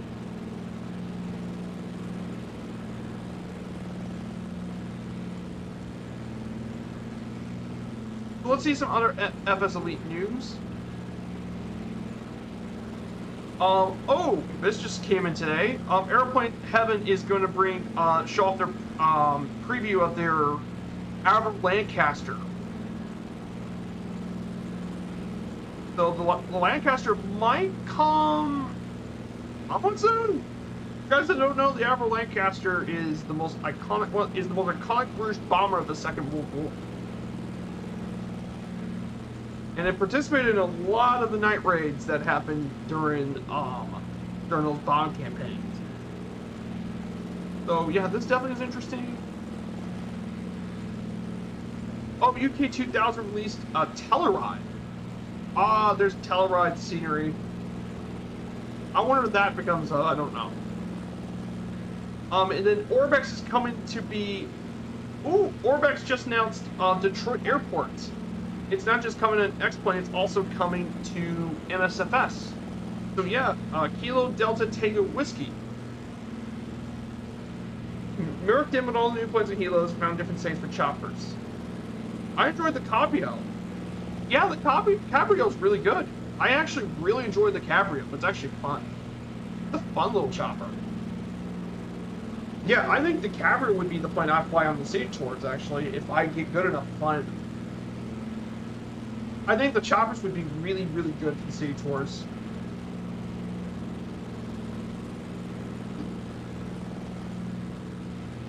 I just need to get good enough. I need good sensitivity settings and all that sort of thing.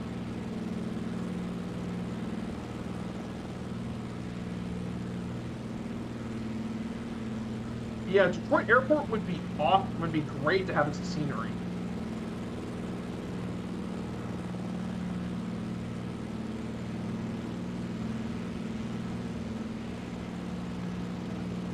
Yeah, I mean, all you people around Michigan would be quite happy to have Detroit as a scenery. And obviously, Telluride's coming to NSFS too, which this airport, by the way, is over 9,000 feet high. And you can't land an airliner on it. Not easy though. I mean, landing an airliner is not easy to land an airliner at.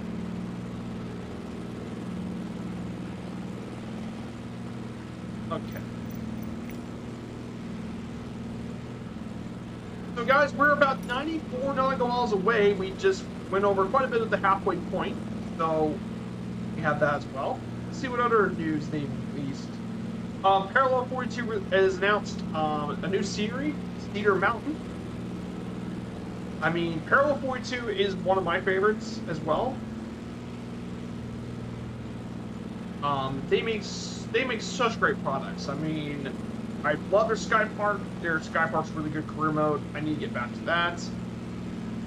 The Parallel 42 kit box is, in my opinion, one of the best payware bush planes in the whole sim. I think it probably is the best plane. It's one of the best planes in the entire thing you can buy. Especially if you love the bush backcountry flying, it's great. They came with so many really cool sceneries. One of the new ones is going to be Cedar Mountain. But they came up with so many cool sceneries. They even had a really great freeware one, Camp Cedar Lake.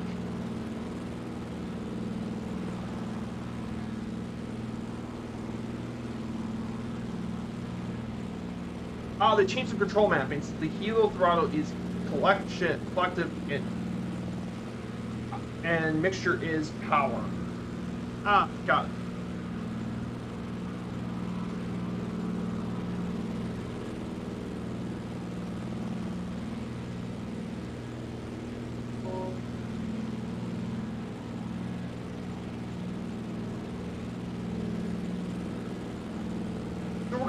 Next is we're going to be entering Newberry Springs is going to be our next stop. This unincorporated county here has been known for its early days around the Newberry Springs. Has been a source of water for the arid region, which is what gave it its name, Newberry Springs.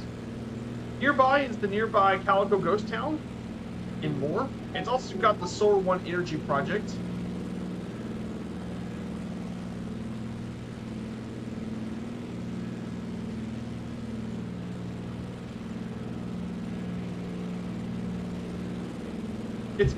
It was originally named Watson back in 1883, but it was changed its name to Newberry by the Southern Pacific Railroad, and then it was changed to Wagner, back to Water, and then it was changed back to Newberry during 1931, and then most recently Newberry Springs in 1967. But it was actually a very well-known resting hole and watering hole for the wagon trains coming to California in the 1850s when they followed the Mormon Trail. And it brought tank cars over in the 1880s for the railroads. Water skiing is actually pretty important and contains some man-made lakes. and they've hosted all sorts of tournaments that are even seen on ESPN. He was featured in the motion picture Bad Dad Cafe. It was filmed in the area in Truck Stop Restaurants, when it still stands. But that cafe is still frequented by a lot of local visitors, but mostly by French and German tourists who are a fan of the film. And then nearby is the Calico Ghost Town, which was well known for to be one of the ghost towns of the Silver Rush. There's definitely some interesting landmarks to see.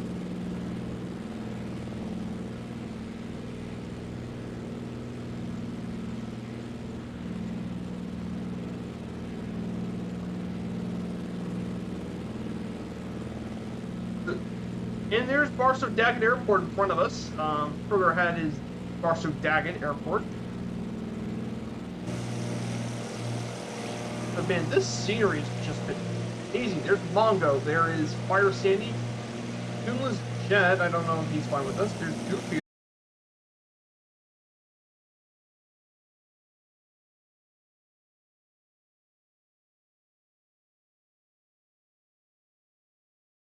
You're basically in Sky Park.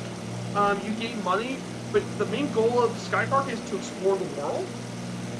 And you gain the money in experience. You mainly gain experience, and that'll open up more contracts. You can do your basic qualifying contracts for your Sky, but you can also do elite contracts for like drugs and other like stuff for the coyotes.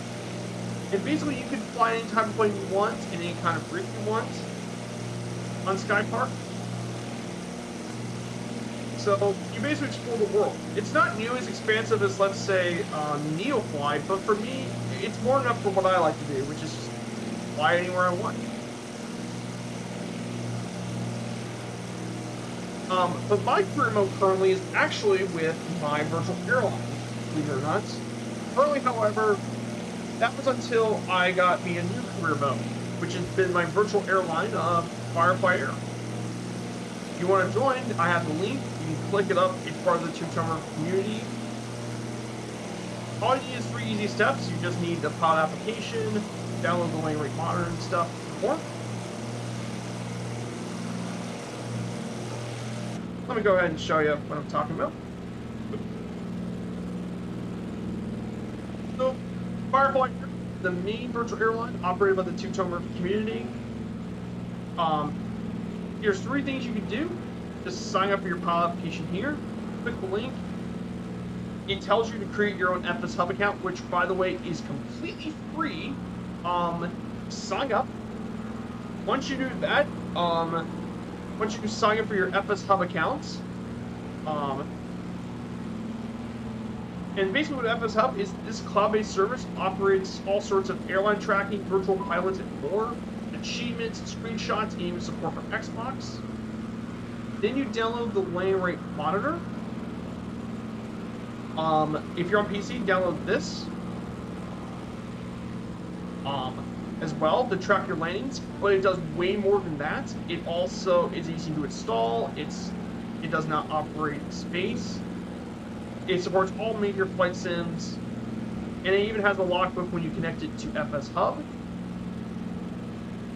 And finally, the last thing is to download FS UIPC or X-Plane UIPC. But in the future, you're not. If you're on Microsoft, you're no longer going to have to be required to get it.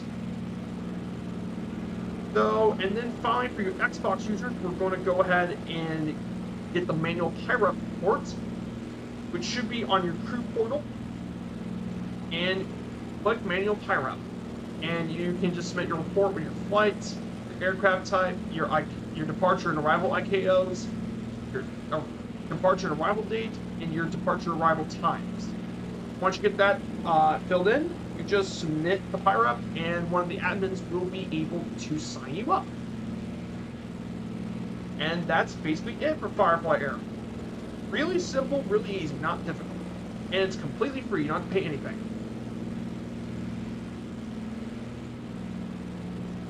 So, yeah, there you go. So we're now about to fly over Daggett, California. So this is Daggett. So some interesting facts about Daggett, California. It's nearly a ghost town currently with a population of 200. This It was founded in the 1880s with the discovery of silver in the mines near Calico, and the railroad, the Southern Pacific Railroad, was built in this area. Also important was borax was actually mined here in its history. Basically, borax is a hydrated borate of sodium, but they found lots of mines. And then during the 1890s, it became a pretty big city with stores, restaurants, and more. However, when Richard deposits of borax was discovered north of Daggett, Daggett went to a steady decline, which still continues to this day, despite the fact of a solar energy plant nearby. Daggett's famous for being the home to the world's first solar power plants. These one in SEGs2, built in the 1980s. And it's featured in the 1940s movie The Great Giraffe. A little bit of brief history about this part of California. So here it is, downtown. Here's downtown Daggett.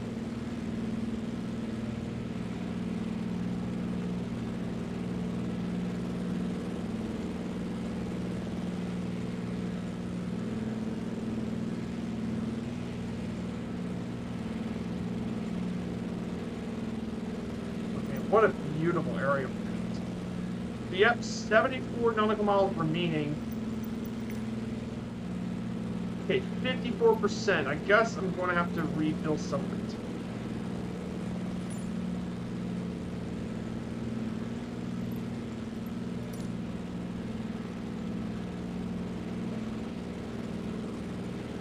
But yeah, that's what I've been doing. And then right nearby is the town of Barstow. Barstow is right next to Daggett, is Barstow, California.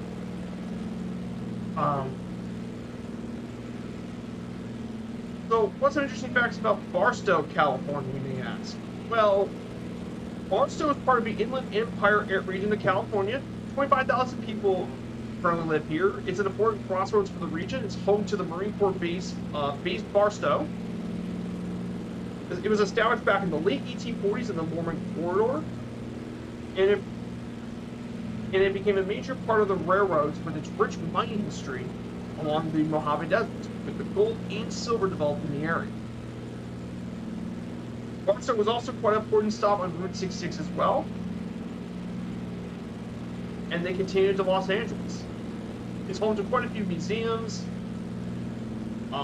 It's also found the Old Woman Meteorite, the largest one found in California, a drive-in theater known as the Skyline Drive-In, and a couple of restaurants, including the Barstow Station.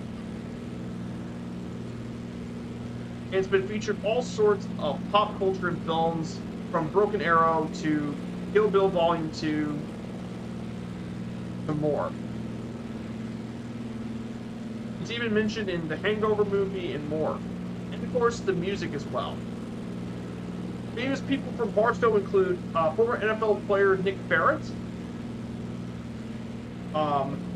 We have Byron Katie, author and speaker. P.J. Houshmandzadeh, former football player of the Bengals.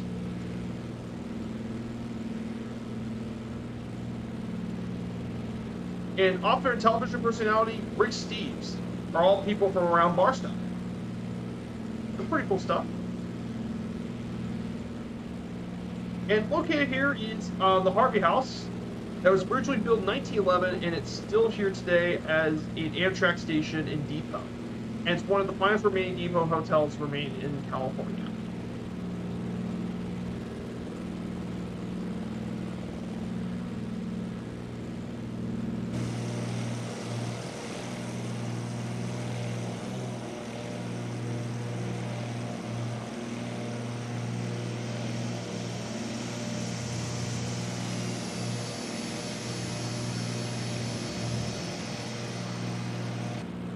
Very nice scenery here today. Beautiful. Yep, this is Barstow.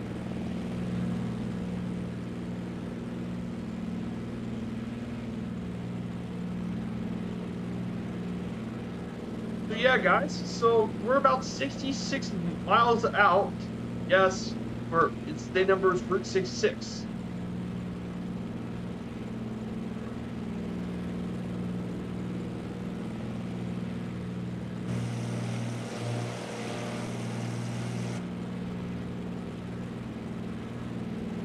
Hey, Echelon 1940, good to see you. You're lurking. No worries, my friend. But it's great to see you. Great to see all the new faces here today. So many awesome people.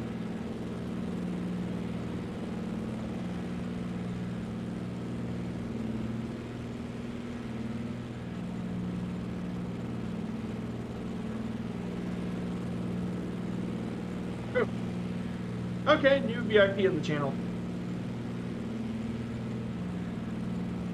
So yeah, we're based on the home stretch here.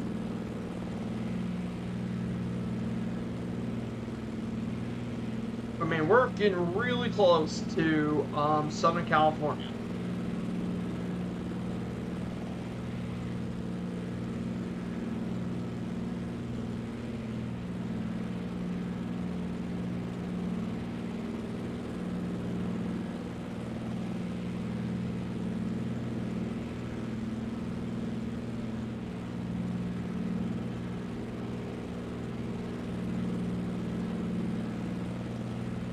So yep, this stretch.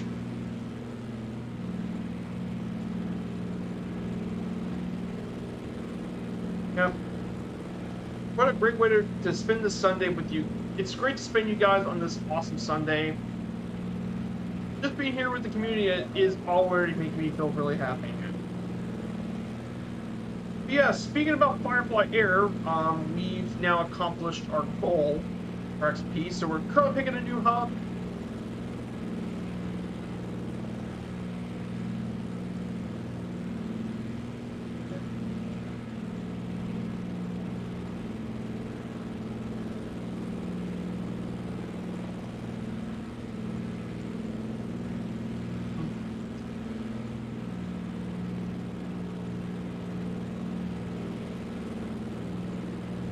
So let me show you guys who is voting for the new airport.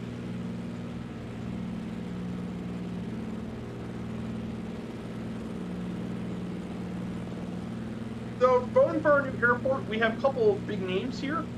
For the Viper Premiership, Dad Commands #1, followed by yours truly, #2. Then we have Sean Dale. Basically, the top 3 of each of the leagues is going to get a vote. Then we have League 1, we have Fierce Wolf, Archer RC, and Paparazzi. The FFA League 2 will be the Field Dreams. We have Husker Du, Michael's Brand, and yes, Bob Allen, the one who founded FS Hub. Then League 3, we have Ailerons in the Wind, Jackie JLM, and Caparia. #4, Tarnish, Ace 42, and Armor Addict. Armin Addict. And then finally the Skoda Conference. We have Cap at 9, Oshpit, and Freeman Jod. So yeah, that's gonna be all the people voting here today. That's all the people that's going to be voting for the new hub. So we're gonna be waiting to see which we vote for. I voted for Seattle as my top choice. I mean, it's already handcrafted, it's the Pacific Northwest, the area is just beautiful. Tons of great airports. Great way to access Alaska and all that.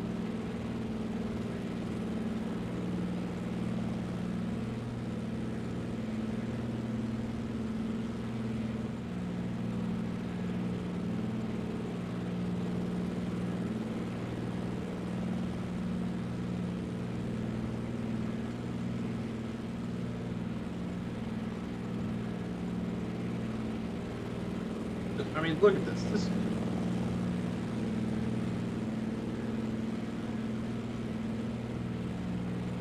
Yeah, we're about to approach,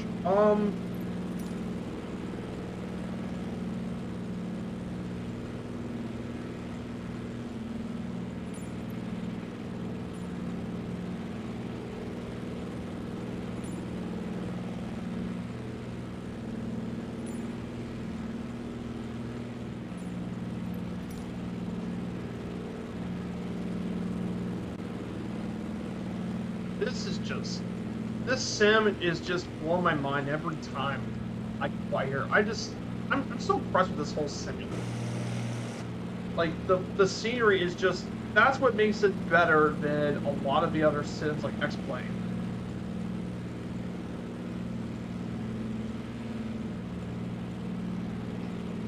So yeah, 55 nautical miles out. We're almost.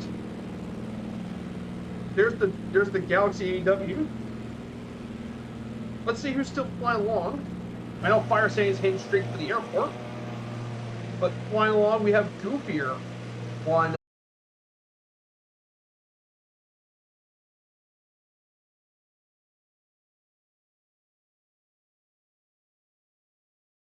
I mean, she sounds so.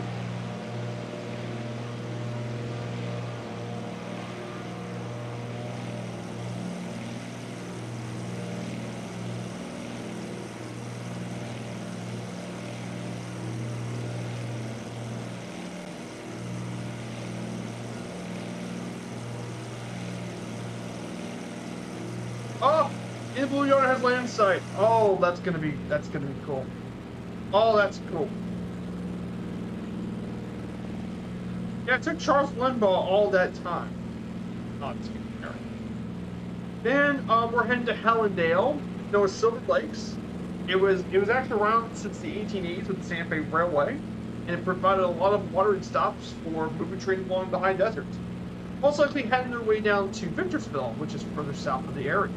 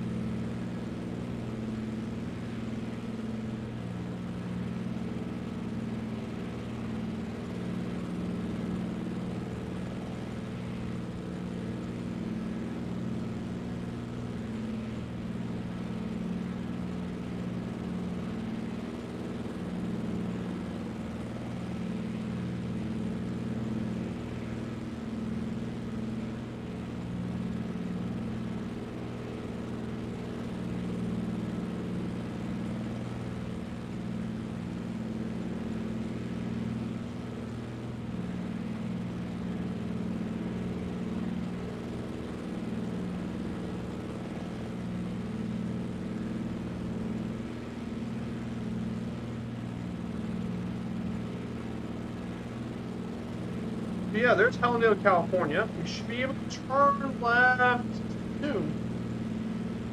Yeah, here is Hellendale to our left. To our right, I mean. We're now going to turn left to our.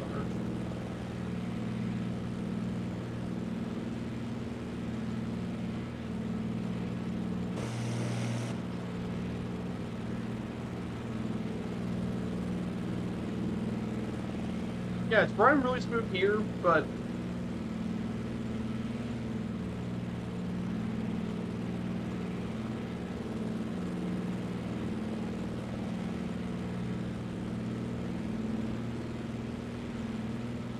there's 19CL to our left.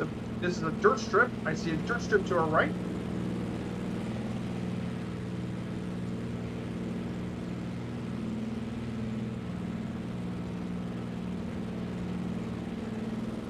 So we're actually heading near to Kilo Victor Charlie Victor, KVCV, as they call it. Now, it's Victorville Airport to our right. It's located here in Victorville. It was previously known as George Air Force Base as a flight training facility, but it's home to one of the largest aircraft storage places in the country. Over 500 aircraft have been stored here, and it's thanks to their dyed desert environment to help preserve these planes. And it's been featured in quite a few movies, including the movie Contact with Face Off, 2018 movie Rampage, and the 2003 movie Hulk, and Ocean's 11 too. But it's been featured in quite a few films actually. Pretty cool stuff. Wow. Now we visit Oro Grande. This unincorporated community would be coming up soon. It is known in Spanish as Huge War. It was the location of Native American settlers for hundreds of years, but the reason it got its name was because they struck an ore that ran $160 in gold and $18 in silver per ton, and led it to the growth of Oro Grande as a major town.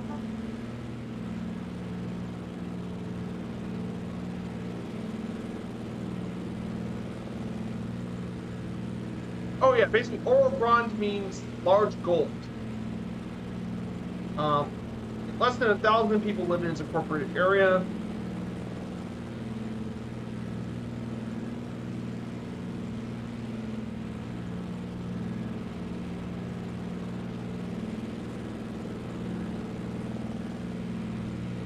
Yeah, we're almost there, guys.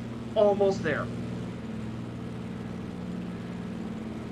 Just 43 nautical miles left to go. We're almost there, guys.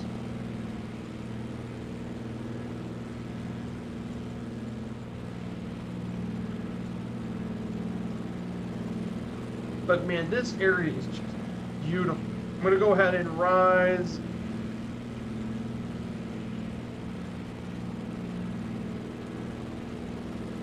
Climb up to 4,000 feet. So yeah, to our right is the logistics airport, ABCB.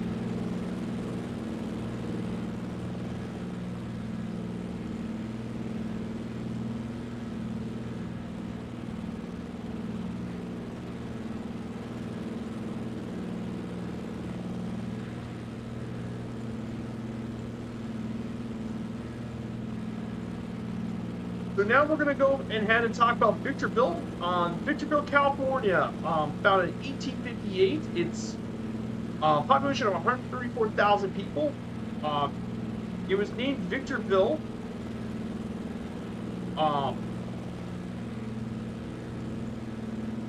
Its actually original name is Lane's Crossing. However, it was renamed Victorville all the way back in 1885 after the California Southern Railroad's general manager, Jacob Victor.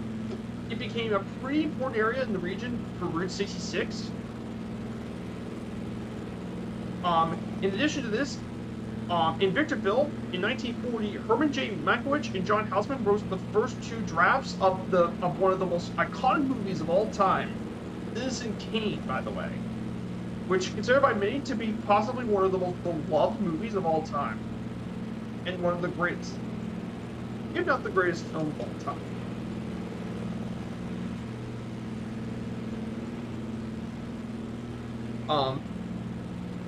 There were several notable areas, including the Victorville Spring Valley Lake, Old Sheriff's Office, and the Victorville Film Archive can be found here.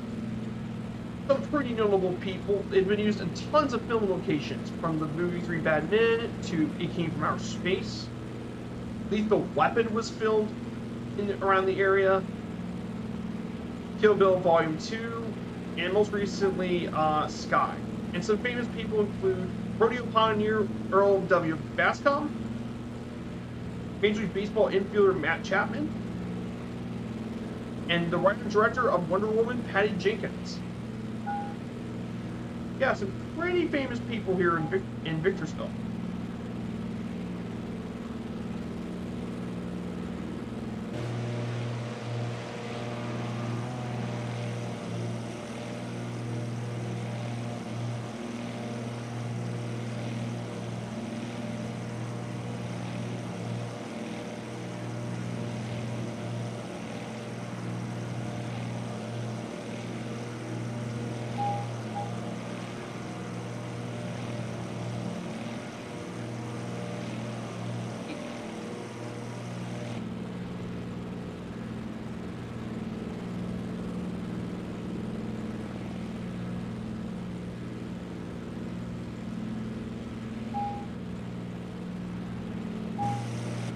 So yeah, that is Victorsville.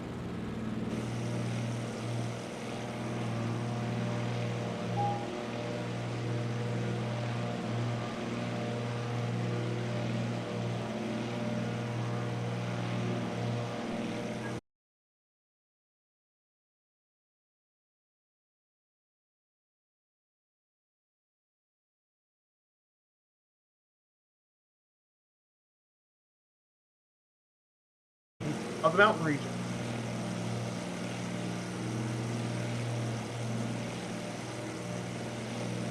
So, we're going to enter the Kingman Pass. This mountain pass is between San Bernardino Mountain to the east and San Gabriel to the west, created by the L movements of the San Andreas Fault. It reaches an elevation of 3,777 feet, and I-15 was built in 1969 over the summit of the Kingman Pass, and is a major route between LA and the Inland Empire region, which is where Victor built one of the cities in the region. So definitely some really interesting information about the Kingman Pass. We're going to be visiting through here. We need to get past this area.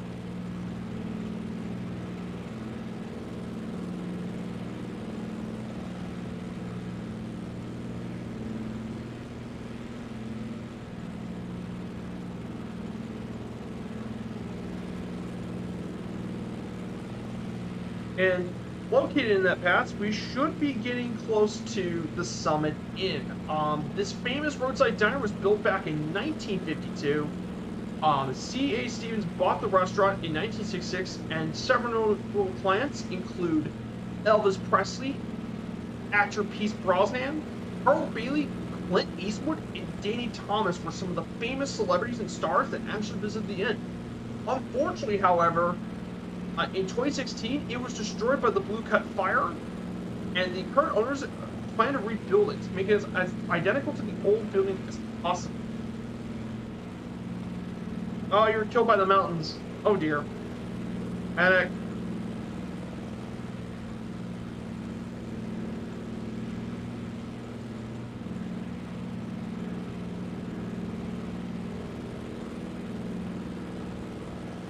Yeah, the mountains hate you. Yeah, those mountains are quite high. Ugh.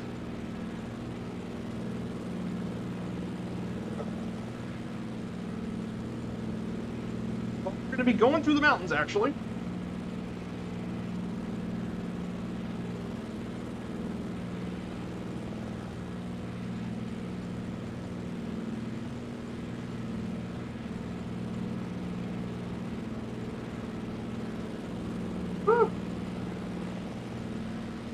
Yeah, we made it really well, guys. Alright, guys, we're in the final stretch. We just need to get through the Kingman Pass. And we'll be making our way down to San Bernardino. I guess in this case, I might have to turn off my autopilot. I'm gonna go here.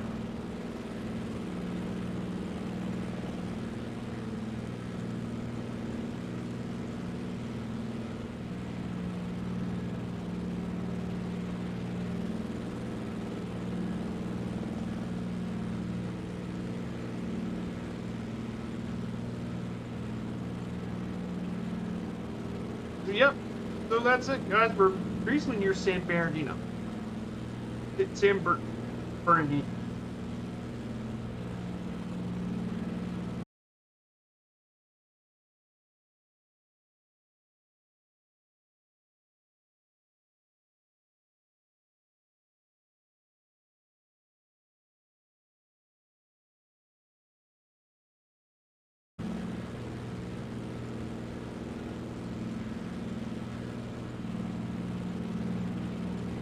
The mountains.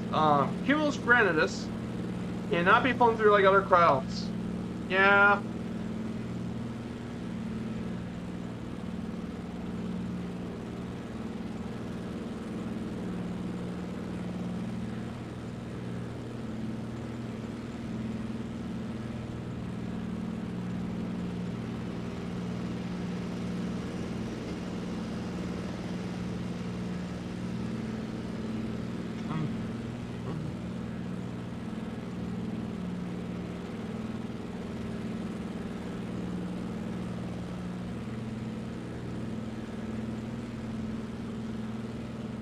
Yep, we're directly connected to the road.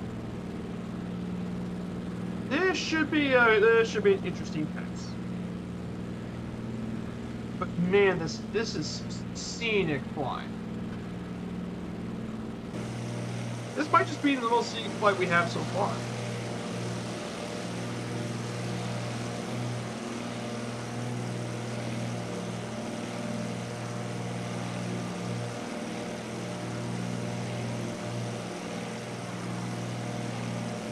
Man, this is beautiful. Isn't this stunning, guys? I mean, isn't this just stunning? All right.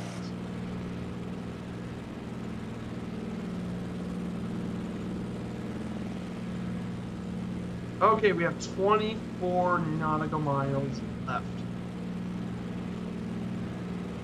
Oh. I'm gonna go ahead and turn off the autopilot here for a little bit.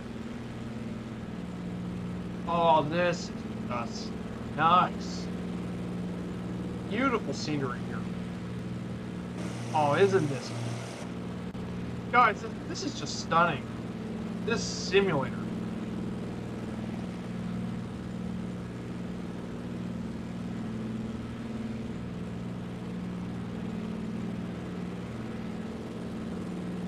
Isn't this awesome, guys? Oh, this is what I'm talking about. This is... Oh.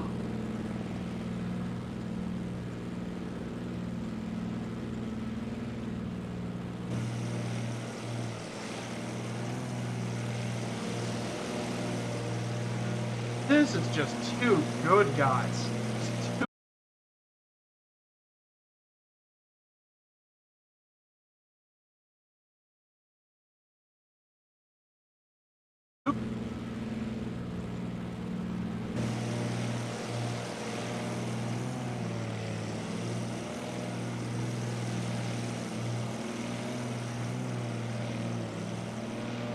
Oh, this...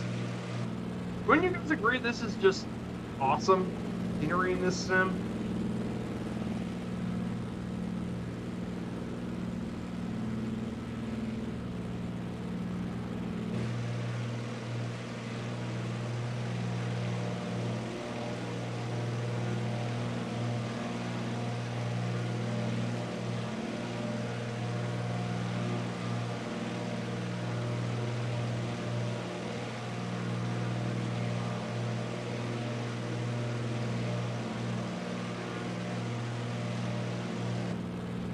Oh,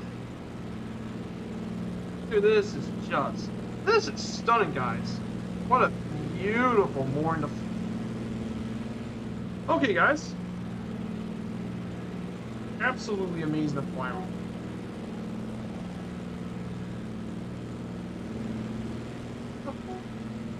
Just awesome, guys. So yeah, we're about 17 miles out. We're just about done. This is the last major waypoint for today's flight.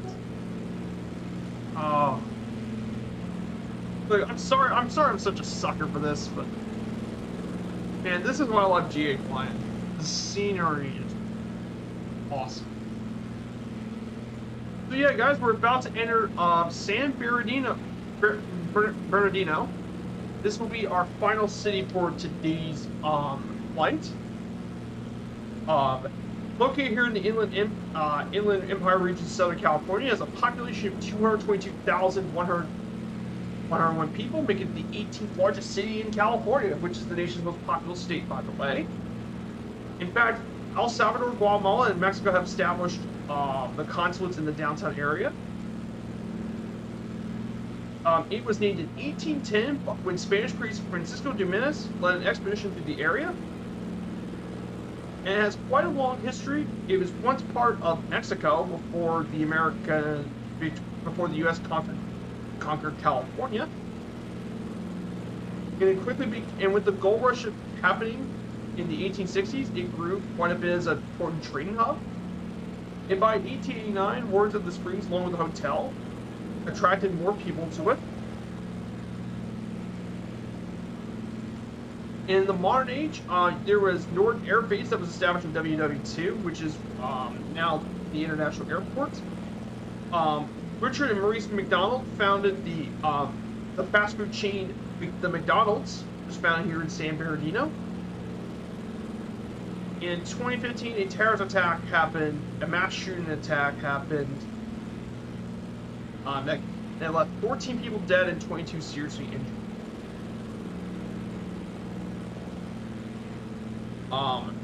It has tons of arts, cultures, like tons of museums with art, lots of heritage roots, like a Spanish museum, Of course, there's the historic California Theater, which was used as well. There's also the largest amphitheater in the United States, the Manuel Amphitheater. And of course, San Bernardino is home to the Inland Empire 66ers, the minor league baseball team. We're going to be visiting that more on Wednesday in the Jenny. And of course, some famous people that live here in San Bernardino. There's quite a few famous people. They include the 42nd Treasurer of the United States, Anna Caparol.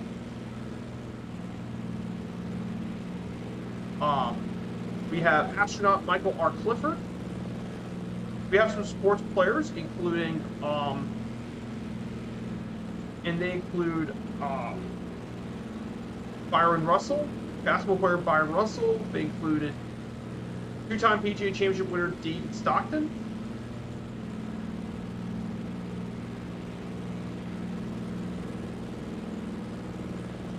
And of course, it's also home to NASCAR driver Tyler Ancroft. Well, there's quite a few people as well from San Bernardino. And finally, the last would be the international airport, San Bernardino International. So Kilo Sierra Bravo Delta is the main airport of the city. Covers around 1,329 acres of land. And it's one runway, but it's a 10,000-foot runway, meaning it can handle planes like the Airbus A380 and Boeing 747. Mainly, it can be used for both commercial, GA, and cargo airports.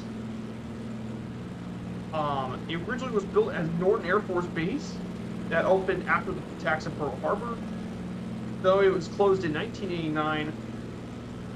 And currently, passenger service started with Breeze Airways serving flights to Las Vegas and San Francisco. But mainly they do cargo airlines like UPS, FedEx, and Amazon.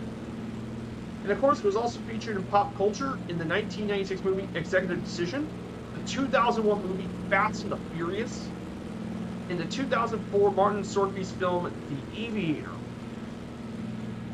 So definitely some pretty interesting little information about the airport. So yeah, that's going to be all for today's flight. This is San Bernardino below. To go ahead and go ahead and erase them. Yeah, here it is, San Bernardino.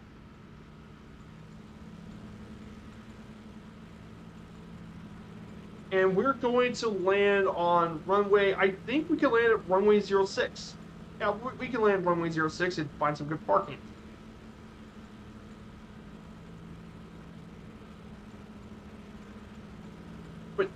Wow, guys, thank you so much, guys, for coming to today's journey, man. This is it. We got one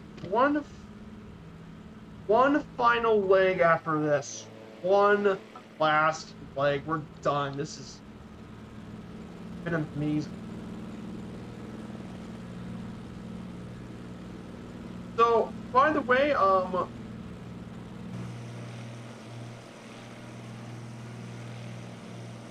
guys, let's see if the bot is working. Predict -95. Let's see if the bot's working. Come on, bot, work.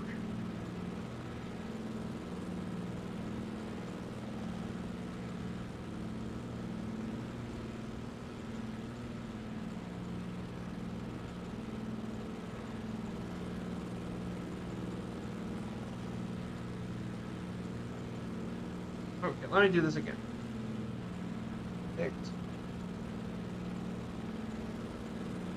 Okay, good, the bots work. But yeah, this here to our left is downtown San Bernardino.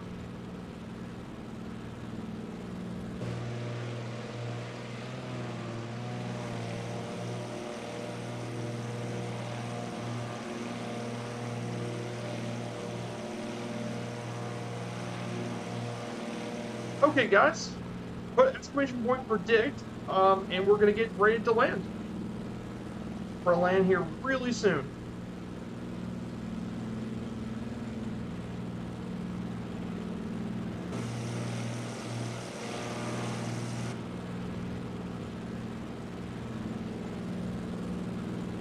So we're about to land. Where's the runway? Here's our runway. Here's the runway.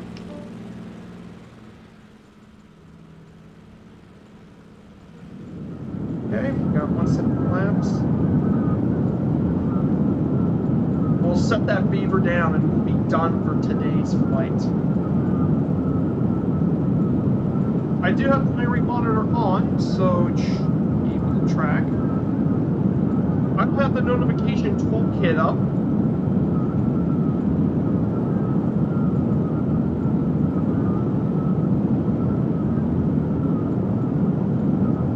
And after this, I'll talk about what's going on for the next 2 streams. And then we'll be getting ready to set up for the raid. Thank you guys so much.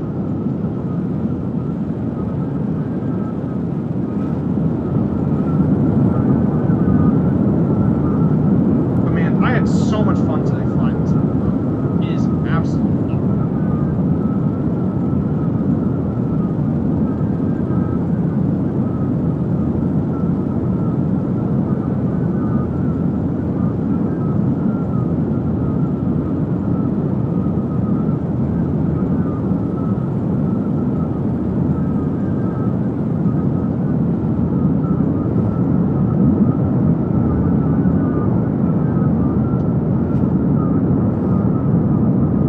San Bernardino International.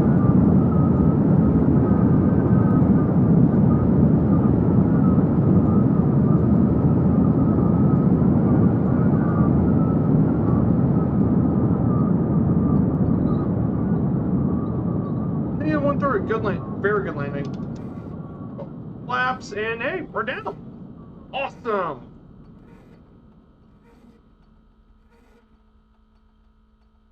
Woo. Woo. Good landing.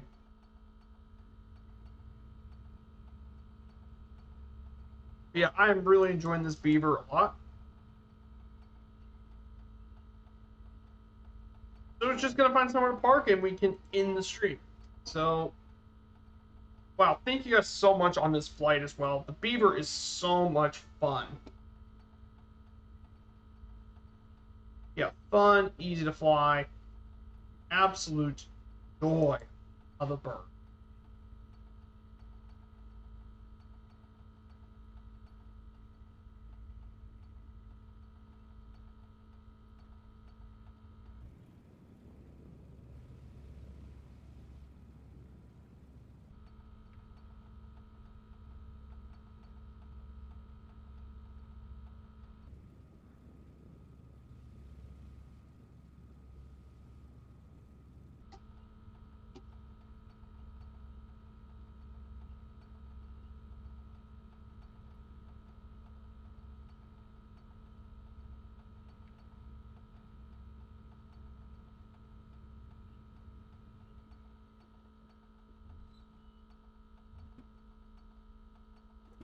There you go.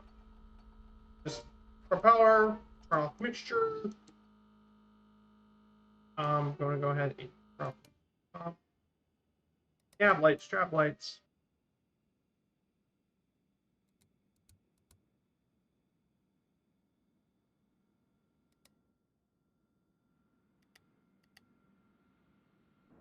And that's it, guys. So yeah, guys, this is it. Welcome to San Bernardino, California. And that completes leg 13.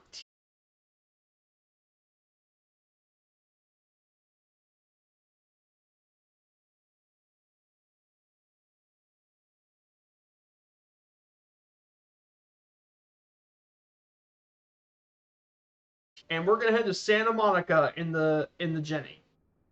And then next Sunday, I'm gonna do a 500 follower celebration stream. We're gonna do some scheduled airline flights from our new Western U.S. hub. I don't know which ones we're gonna pick, but we're gonna pick something.